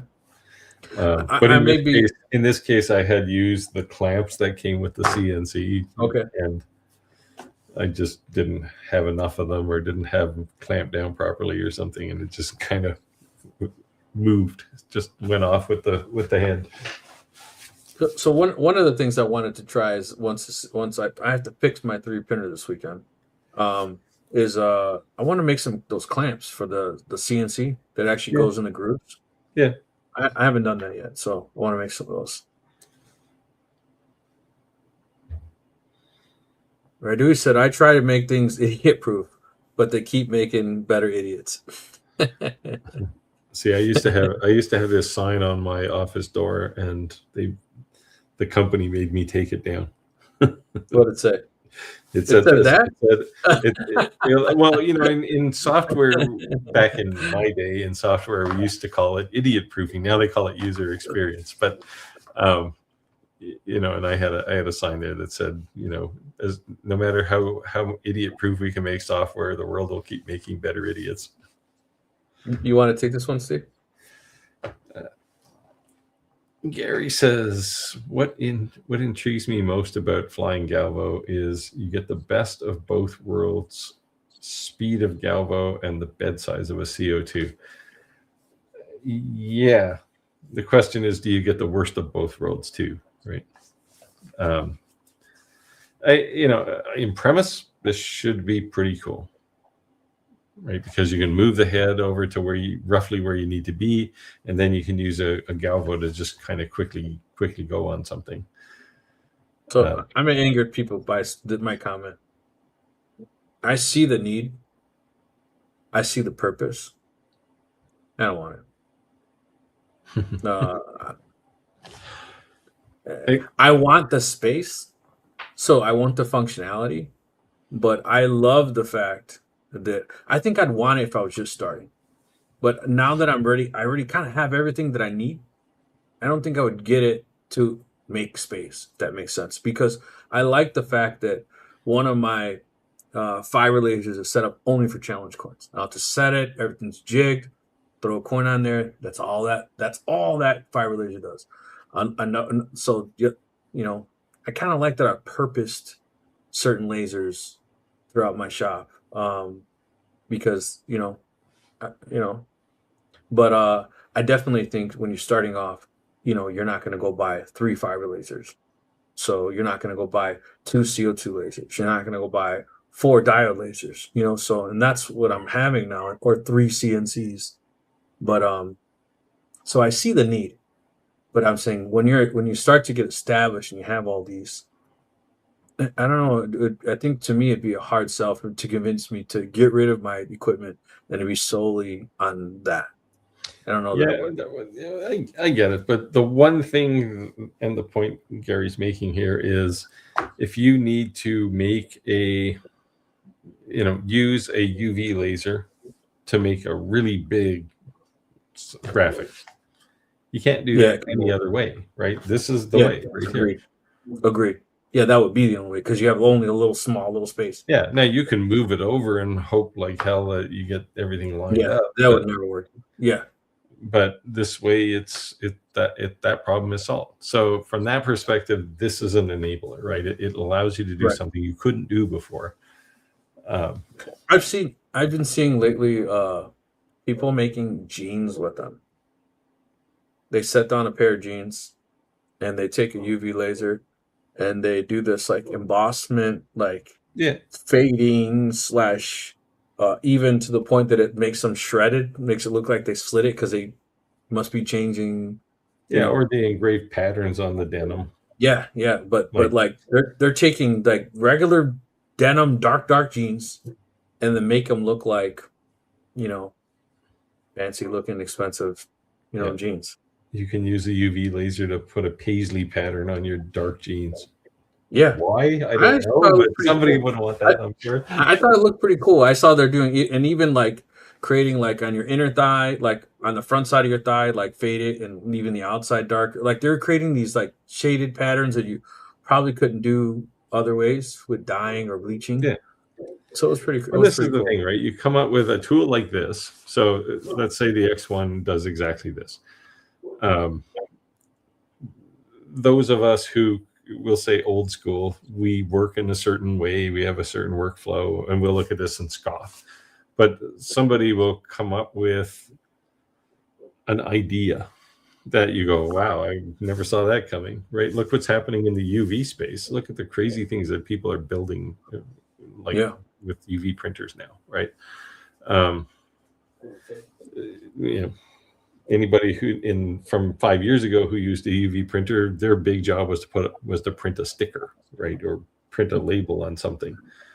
And now people are doing just crazy ass things. So David said, finally made it. What do they say? Better late than never. Thank you for joining. Appreciate you. Let us know if you have any questions. Yeah, he's not that late. All right. You want to take this one, Steve?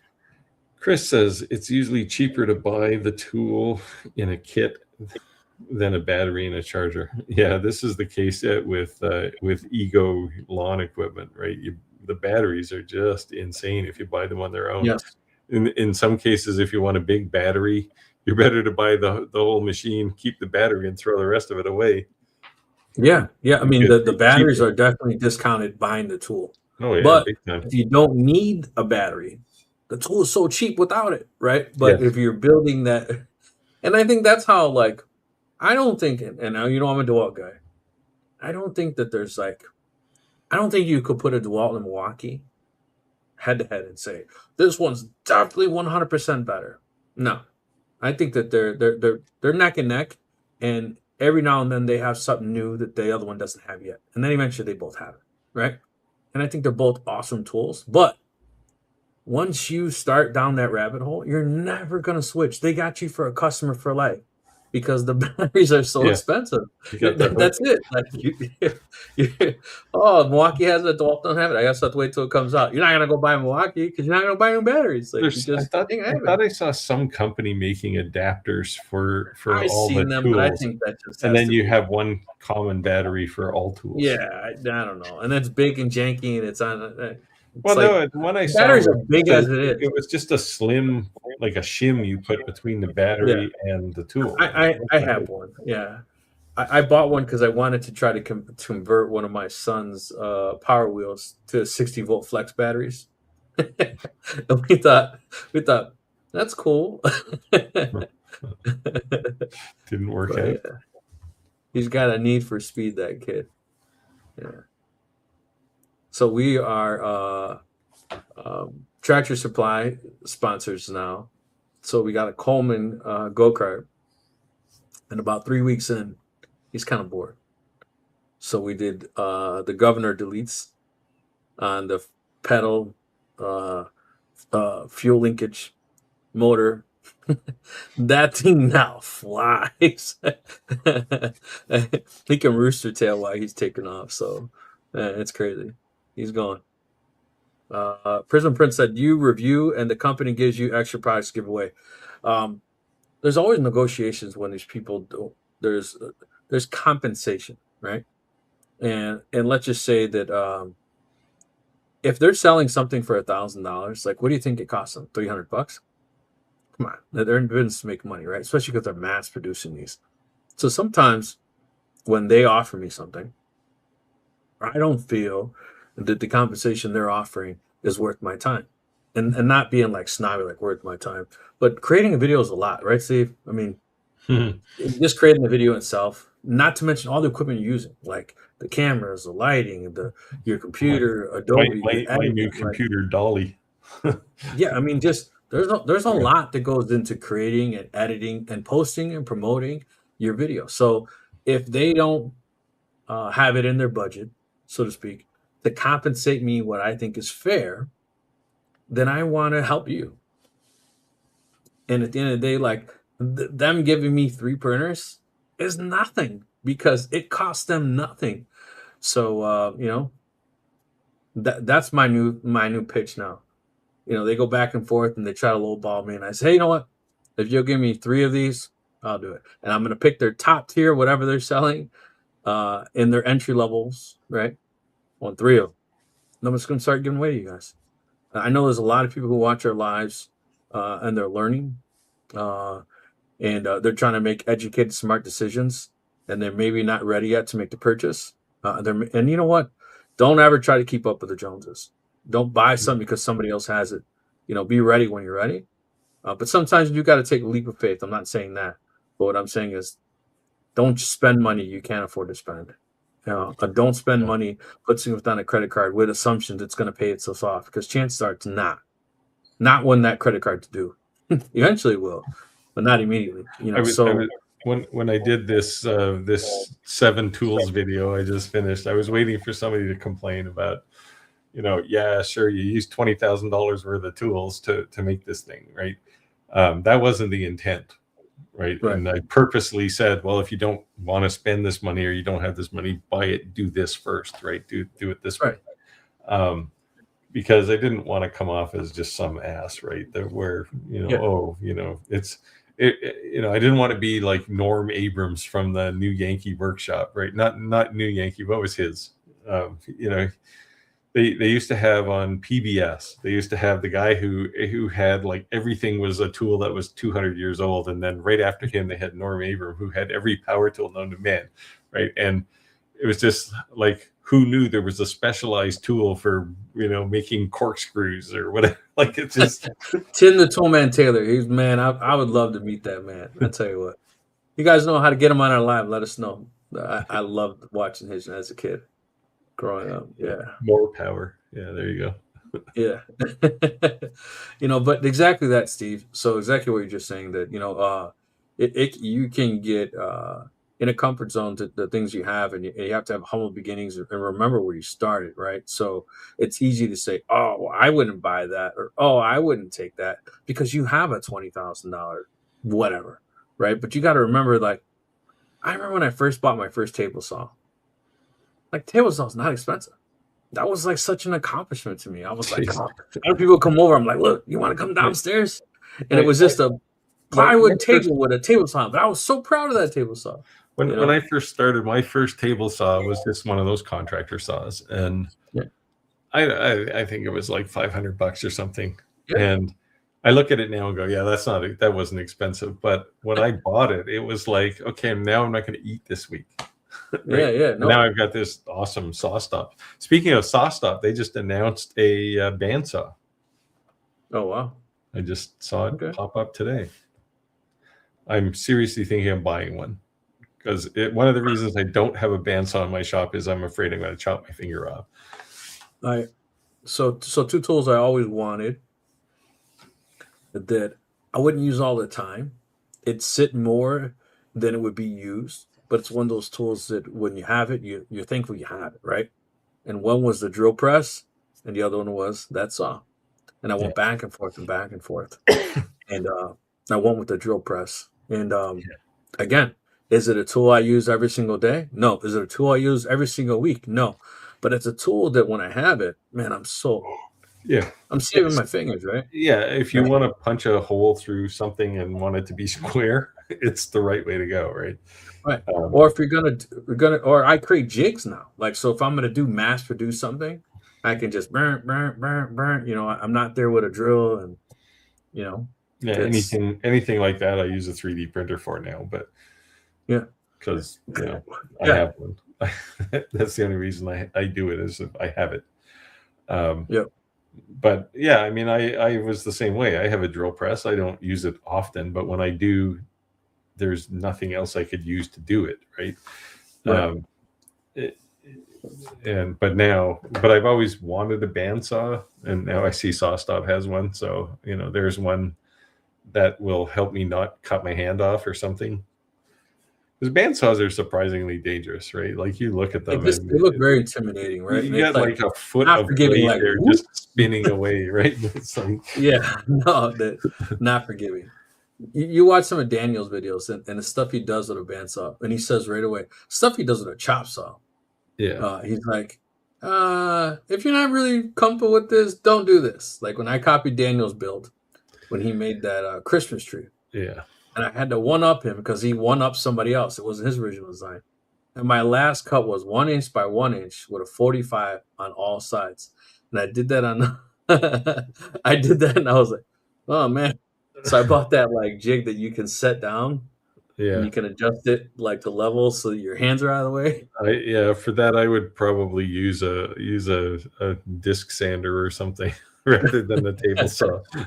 But I did. It came out great. I kept all my fingers, obviously, but yeah.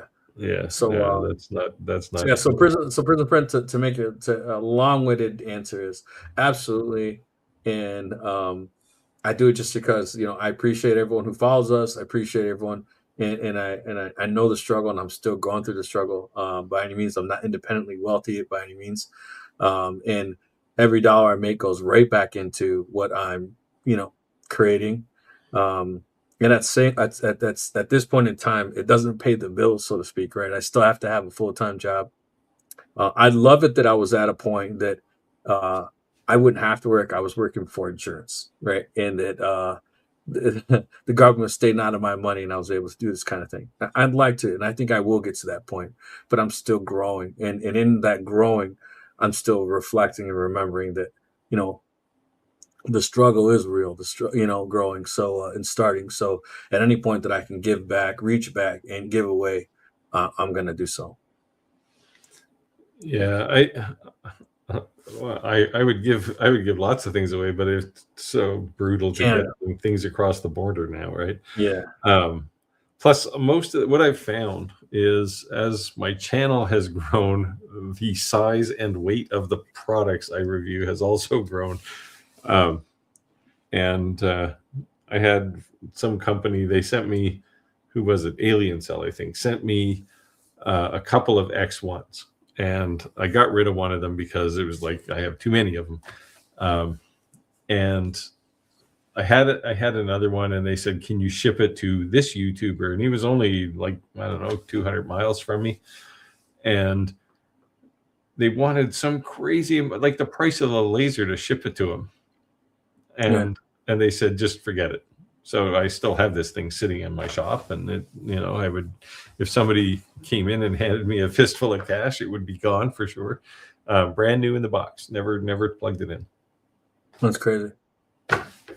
And it's just in the way right now. So Chris said, too many people buy a tool before they know what to make. I buy a tool that can build what I want to make and sell.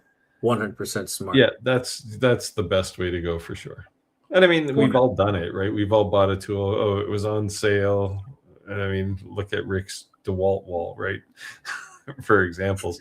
You buy it because it's on sale or something, and then you go, okay, you look at it for a while and go, okay, what am I going to make with this? Right? It happens. But in general, the best way is if DeWalt makes it with a lot of rough wood. So hey, I need a planer or whatever, right? You do it by hand for a while, and then you go, okay, I can't do it this way anymore, and you go buy the right tool sometimes. So question for the audience: what is a tool that you purchased you thought you'd use all the time, you didn't use it, and you're not using it? Or what is a tool that you purchase you don't use all the time, but you're glad you have it? I'm just curious. Let us know. TTC 1940 said, having gavels in itself very limited. Yeah, it limits the kinds of things you can make for sure, right? Because you're limited to a couple 100 millimeters at most. Chris said this very well. Be a maker, not a supermarket. Yes. When you start spreading yourself too thin, trying to make everything, I think you kind of lose yourself, and you lose your customer base. Yeah. Now the one, it's not really an exception, but where this becomes less true is if you just want to try things, right? Like I do a lot of stuff. It's like, I'm never going to make these to sell, but I'd really like to know how to do that. Right. Once you start doing inlay, and now Skylar's totally hooked on inlay, right? But she does inlay a lot now, and I don't think that was ever her original intent, but she tried it once and went, wow, this is kind of cool. So but like I said, and I'm contradicting myself in saying don't be the supermarket when I say jump on the bandwagons of seasonal items. And I'm saying that because it's a small window of opportunity to make a ton of money on something. It's not your norm. It's not something you do every day, but you'll make money. That's why every big box store does it, right? You don't walk in any store on Halloween, whether it's a grocery store or Ace Hardware. They all have things that are Halloween related, right? That's for a reason, because it's going to sell. You want to take this one? Chris says manufacturers work opposite to makers. They see someone make money, so they make their own version of it and still can make some money. Yeah.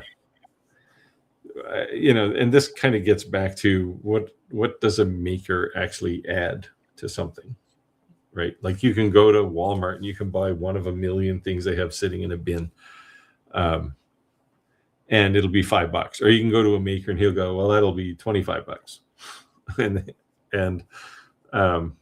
But what they're putting into it is experience and passion and emotion and all the things that make it a piece of art, right? Sometimes. And that's the thing you just won't get from, as Chris says, a manufacturer.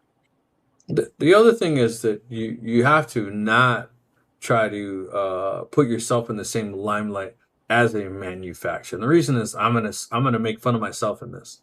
The birdhouse, when I was downstairs in the shop, a lot of times people saw the birdhouse. And Roger was very successful at selling these birdhouses. And when I priced it, I think it took 8 months for the birdhouse to sell. And someone said, let me see the birdhouse. And they looked at it and they says, dude, like, if you are a roofer and you looked at this, like you built this roof like It has shingles. It has a roof. Like, it looks legit. He says, do you know the reason it's not selling? It's because you're selling it too cheap. Yeah, I not bet if you charging put this enough. birdhouse for $125, it's going to sell. And guess what happened? It's sold. Like, right away. But Yeah, to me, I'm thinking $45. Who's going to pay more than $45 for a birdhouse? someone who wants to be the only person who has one. $125 and sold in 3 Yeah. days. Like, And what? back to our previous question about how you build up your business. And I've said it before, and I always say it apologetically. I don't sell things to people who shop at Walmart. Not because I'm judging their financial situation or anything. It's because when you shop at Walmart, you're after a certain thing, and that's not Right. the thing I want to make. Right? You're Right. hunting for price, Right. and I don't make things for $1.59. Right? It's Yeah. yeah, you can. Some of the things I make, you could, like a cribbage board, right? I can sell a cribbage board for $250. You can buy one for $8 at a dollar store, right, or $5. You can. Does the same job, but it's not the same. Speaking of, you reminding me of something, Steve. Aldi's, if you guys are in the States, Aldi's has their cutting boards right now, guys. They're like $8. Go buy yourself a bamboo, really nice cutting board and laser engrave it and sell it for $50 to $65. When I send my wife to Aldi's, I tell her to buy them all. Meaning, if it's a pallet or if it's 12, buy them all, right? And they sell. Yeah. And if you get, like, put it this way, if you sold one for $65 and they only cost you $8, how many do you have to sell until basically you're broke even? And now anything after that is profit, right? So I think I have 3 left from last year. Who cares? You know what I mean? Like, Yeah. after the first 3, I made all my money back. You know what I mean? Every once in a So, while, I've seen you go into like these they're hardware stores, but they sell kitchenwares and stuff, and they'll sell these cutting boards, and you look at them and you go, this is olive wood, and they're selling it for like $5, right? And it's like, okay, yeah. I'm going to buy some of these. It's not like, because they sell a lot of the basic bamboo ones, right? I mean, they're coming straight out of China, and they're scrap wood essentially, right? But olive wood is never scrap wood, but you see them every once in a while. You'll see these bamboo cutting boards, and they're dirt cheap for some reason. Yeah. Chris said, I just made some coasters for a car detailer. Yeah, so you never know. Yep. It's not just bar owners. So the more important thing there is you can then go back to them and say, hey, you need, graphics, you need whatever, right? You can sell them things now, right? You should have sold in cork. So I had one of our subscribers. It's funny because I think we talked about it the other week, and said, Rick, do you still have a surplus of slate coasters? I'm not too far from you. I'd like to, if you're willing to, you can unload some and I'll buy them. And I says, I'll be honest with you. Like, before all this tariffs, I bought 5,000 coasters. So at this point, at the amount of coasters that I make that might be a lifetime's worth of coasters. At least. But they're 5 times the price right now. So, like, I'd be dumb to sell them. Like, unless I was selling to make money. Like, it'd make no sense for me to sell them to break even. Like, there's so much profit to be made every time that I sell one. Yeah, but if you sell 1,000 of them, the remaining 4,000 are free, right?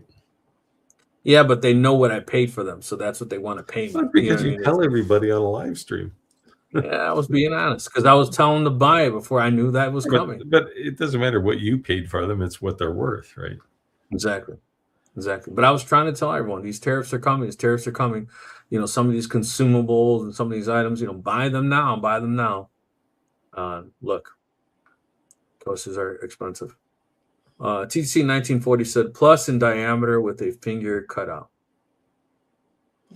Yeah, you skipped he sent 3 messages there that all need to be back to back. I think he's talking about something that he was making.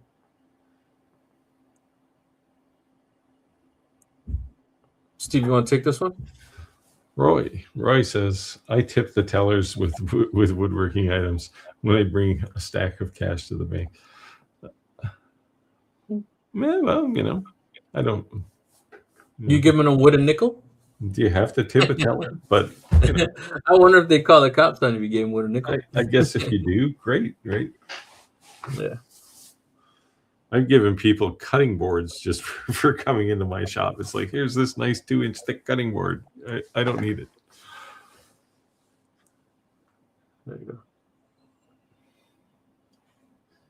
Is there info on how to do the holographic effect? You mean the 3D laser engraving effect? 3D relief? You know what? I created a cheat sheet that I took some screenshots when my light burn settings. I do that all the time to so I can duplicate my settings. I'm going to tell you what we always say. Every laser is different. Every piece of material is different. So I can tell you what I used, and you may have to, adjust from there. But at least it would give you a starting point. But I would say that, like, kind of like Skylar, how she's like hooked into doing all this like inlays now.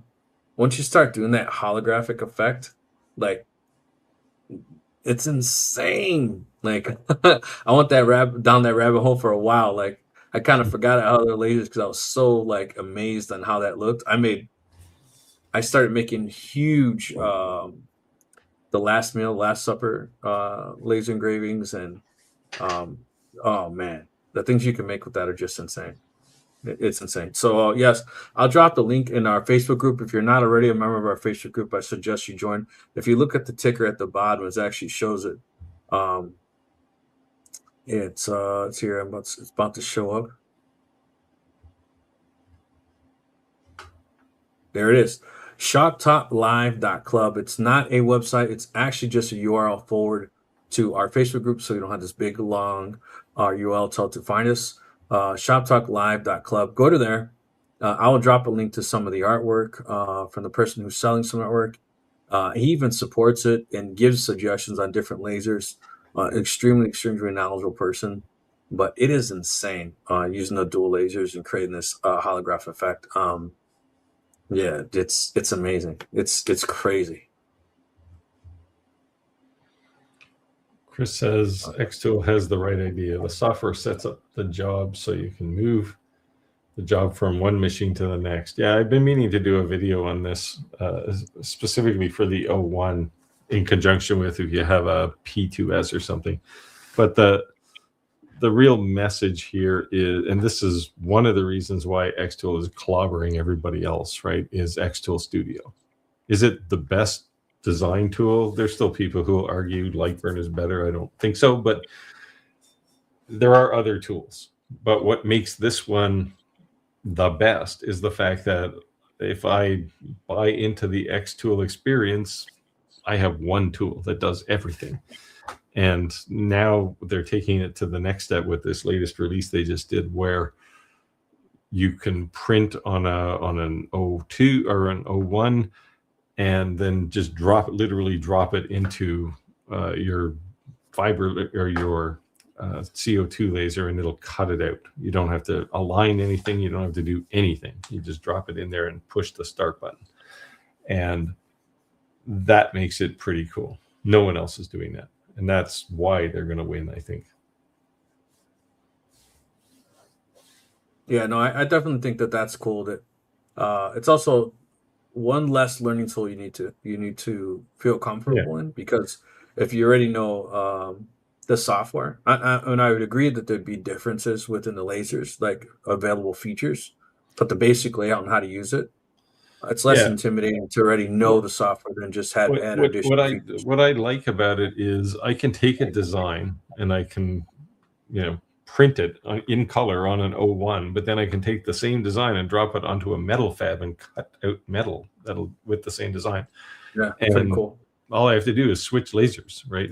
And or switch tools and push the start button.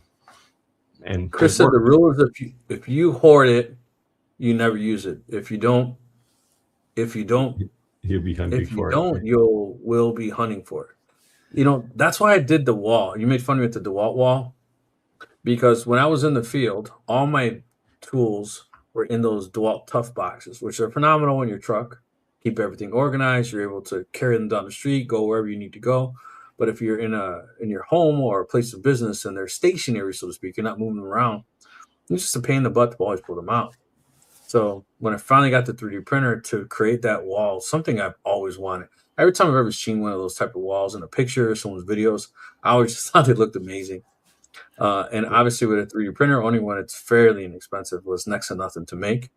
And then being able to just like even just look at the wall and I know a tool's missing, like, where's my drill?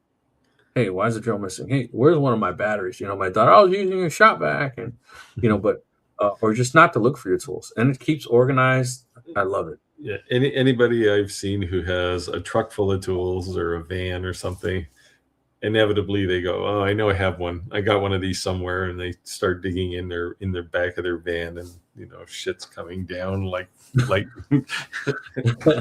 and they finally just go, "Forget it. I know it's there somewhere." Yeah, so the wall came in handy. I like it. Tim said Ricky bought the BN30 today. Yeah. So Tim said, crap, need to sell some stuff before it arrives. Yeah. Well, don't you have an 01 arriving too, Tim? You can store that at my place. I wouldn't mind a second one. Chris said, Rick, if you sell a big machine, you'll have room to put 2 or 3 new machines. Yeah, I know. I think I'm gonna put it on Facebook Marketplace this weekend. So just get rid of it. But that, and I have a 4-color silkscreen machine. So for 4 presses, spins. Sell that too. But first, when I start doing shirts, I start doing silkscreen. The cool thing about silkscreens, it's not hard and they last. So when you're first learning DTF, you can mess them up as far as durability, right? You can mess them up and you don't do something right, and they don't last. Somebody washes and it comes off, or you have problems. But silkscreen is like, it's pretty hard to mess up. It's extremely durable and it's extremely inexpensive. So it's more like paint, right? Yeah, thick. Yeah. It's thick. Yeah. So and in silkscreen, people think less is more, right? Like you kind of want it really thin, and you want to push into the fibers. If it's too thick, it can crack. So it seems like you're being stingy with the ink, but being stingy actually and pushing hard is actually really good. Razor Ray, what's going on, brother? Said CNC, I use a vacuum or Tailor Tools double-sided sticky tape for small parts. I think the vacuum's awesome, but to me, it's like so expensive. I'd be so mad at myself if I want. You have an Airtable, right? Steve? No, I don't. I've been thinking of building one, but I don't have one. That would just be, man. That would just be my luck, man. I think it looks so cool, so awesome. I love the concept, but just it's expensive and you screw it up. You got no one but to blame. Yeah, you'd still be double siding your piece of material to a piece of 1/2-inch plywood that you're vacuuming onto the table so you don't cut through. Yeah, you'd have no one to blame but yourself. So that's the only thing that makes me nervous. But yeah, but I guess if you're careful, it's definitely helpful. Chris said painter's tape and CA glue. If used correctly, it can be as good as other methods. Yeah, it seems to work pretty well. Yeah. Yeah, what I like about that is you don't have to have tabs and then sand them all off after. Right. When you're done, you're done. That's when that oscillating tool comes in handy, just to cut those tabs off for sure. Yeah, but you still have to finish it off again, right? Like you still have this stub hanging out. Agreed. Chris said, I found a new mini niche, keychains with clips. This has been borrowed from phone number. So I have to give out someone's number.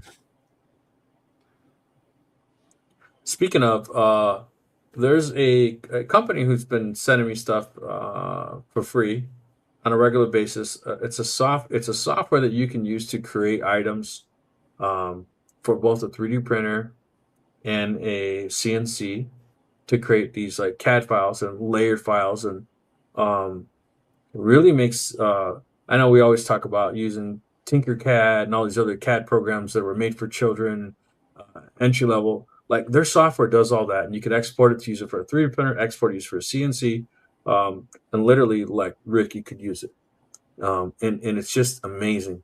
So I think I'm gonna actually have him on the live at some point and let us do a live demo and ask him. Or join us on the live. We can maybe raffle off or give away some free year subscriptions or something to some of us. But even if you had to pay, it's very minimal, very inexpensive, but it's very capable software. I thought it was awesome. Oh man, we have a friend of mine who jumped into live. Excited to see him in the back. Chris said, creating the video is hard. That's why it's cheaper to give the machine to the video. Exactly what I just said. Yeah, there's a lot going into creating a video, so it's way cheaper. Especially a review. Yes. Which is why I want to do fewer of them, because they're just too hard. So Stan Banks is in the building. Those of you who don't know who Stan Banks is, if you ever heard of color print, he was one of the he was a poster child for DTF. I put it that way. When all these companies were first coming out with all these different printers, he was the poster child. He was commercials. He was the top dog, I'd say. He was one of the top 5% in YouTube. Big heavy hitter when it comes to the apparel industry. Hey Stan, thanks for jumping in the live, brother. I had actually asked him at some point maybe he'd jump on our live and give some advice on apparel industry. You want to take some, Steve? Ed Cameron seems to be a new name. You're talking about Roy Underhill's Woodwright Shop. Yes, Roy Underhill did the Woodwright Shop, but I forget the. I guess it was the new Yankee Workshop was Norm, but they had these two things back to back when years ago when I was watching them, and it was like you go from the 1800s to the new millennium in like a half an hour. Tony thinks it's comical now that those who don't join us, we say clack, clack, clack 3 times, but generally, if now it's going on to the comments. Clacks on the road. You say, Clack always watches our lives. And by the third time that he hears his name, he chimes in. And what he's doing is he's not watching, he's listening. Yeah. So he's working the shop doing something. And when his name is mentioned about the third time, he finally jumps in front of the computer and he answers whatever someone had said to him. So Tony said, you don't have to worry about Clack tonight. He's on the road. And then you'll see 4 or 5 different people after that just writing clack, clack in the comments. Chris gives me credit for being right. He's an experimenter too. Yeah, I mean, I'll see things every now and again and I'll go, I wonder how they made that. And I'll just go try, right? And sometimes I'll make something completely different by the end, but sometimes you learn a few things. Yeah, so those who may be new, because I do see some new names, and you're wondering, Rick, why are you reading the comments? I'm capable of reading them myself. Well, just as I said about Clack, there's a lot of people who are not watching, they are listening to the lives. So we are taking Steve and I's, all our social media feeds and pulling them to this nice app called StreamYard and sharing them and reading them aloud. So those who are not watching, just listening, are able to see the comments. Or someone like the Louisiana Laser hobby guy who also, just like Clack, always watches our live. They watch it on TV. So they don't have the capabilities of replying, but when they see their name mentioned more than once, all of a sudden they jump on a computer and reply. So different masses, different method to the madness, how people share to join our lives. That's all. It doesn't work when Clack's on the road. You want to take some, Steve? Tony says, when I comment, I get notice that I'm number X on the leaderboard. Is this new to YouTube? I don't know. What's that?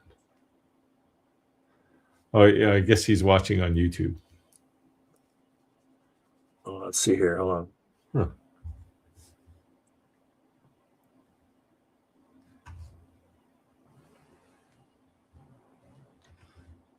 So YouTube is actually starting to pay attention to people who comment, and you're starting to get these stars and these tiers knowing that you're being active within the lives.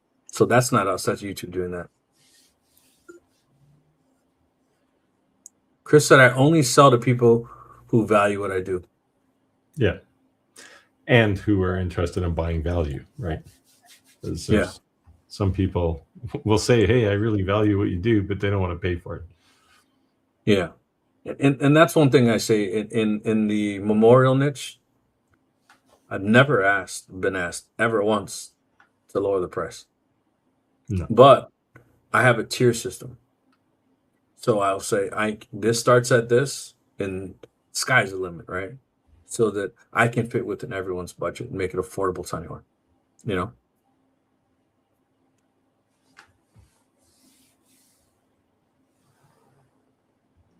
Chris said, been there for a few months, I think. They just rolled it out in more areas. Yeah. YouTube's definitely changing some new things. A lot of new AI features going to be coming out. It's going to be kind of cool. They got a bunch of people cranky about view counts recently because they turned that on. Now a view counts from the first frame of a video. So yeah. So what they're saying is some people are saying is they're upset about shorts, and they're saying that a view from a short shouldn't have the same weight bearing as a view from a video, right? Because that's what's got some influencers upset. But the reality is that YouTube is competing with TikTok and Instagram and Twitter, right? So they're just trying to stay relevant. Yeah, but I don't know. The whole TikTok format from a maker perspective, TikTok videos don't really work, right? You can't really show somebody something in, So I think the reason that so many people who are first starting off as influencers like TikTok is because TikTok has auto negotiated these deals, these brand deals. So once you achieve a certain level on TikTok, you basically literally log in and you see 70 different things. You can just say, send it to me and give them their information. And they're automatically going to accept you because you reached that tier level. And YouTube started doing that. So speaking of, Newegg is a new sponsor of my channel. So I'll be hopefully start giving away all kinds of cool stuff, hard drives and all kinds of cool stuff. So Newegg, because of that program through YouTube, is one of my new sponsors. They were just actually emailing me during this live.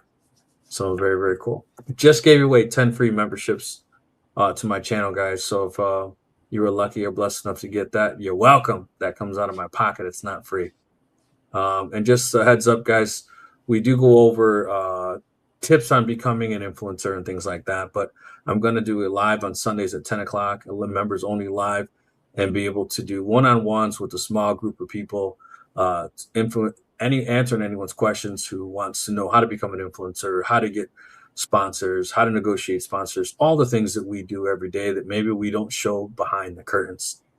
A little more revealing to our members only. So if that's something you're interested in, follow me on Facebook or take a look on YouTube, and I will be posting that in the comments section. Yeah, but don't ask me because I'm not an influencer. I'm a YouTuber. YouTuber, influencer, whatever you want. No, it's not the same. Sandy said YouTube started, it's fall. You get a crown and you get more comments. You get a medal, which means nothing. They're just trying to stay relevant. We talked about it last week because before I was doing more shorts, the age market that was watching my channel was our age and older. And as I started creating shorts, it spread evenly across the board. So I don't think it's a YouTube failing or falling forward. I think it's them really trying to address who's using YouTube, whether it is beneficial to us or not as influencers. Yeah, no, every once in a while I'll get a manufacturer who will say, "Oh, I want you to do a long form, but also a short form, like a short video." And it's like, I don't want to do short videos. Although I did one for Hey Gears that's about to roll over 1 million views. Nice. There you go. See, of course, a million views of a short gets you like $8 or something. It's not a lot. Yeah. It's definitely not but here's the thing though. You take that short and you link it to the long-term content. Oh no, I've done that. Yeah. But yeah, it's just, I don't know. I guess I'm too old to appreciate the value of short videos because most TikTokers are like 12. Right. We said, when are you going to put the links in Shop Talk Live? I'll actually be creating them tomorrow, sometime during the day. So I'll drop that live. I'll drop the links in the Shop Talk Live or my Ricks2Cents on Facebook. Also in the comments on YouTube for anyone who wants to join that live on Sunday. Small groups, I don't want a lot of people. And if it starts growing too big, we'll do multiple. The whole point is I want to be able to, small people, be able to answer, maybe dig on some analysis and actually start looking on people's YouTube. So, or other social medias and help people grow. Yeah. I mean, I would happily help people because, I mean, you learn a few things.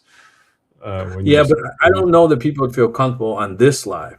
No, not necessarily. Sharing their screen and sharing the stats of YouTube, and that's why we're going to keep it. I look at some of these people who say, "Oh, I can help you become a YouTuber, go viral." It's like, first of all, who cares if you go viral? But and they'll say, "Oh, I'll charge you $1,000 a month or some ridiculous amount of money," right? And it's like, come on, like just help people, right?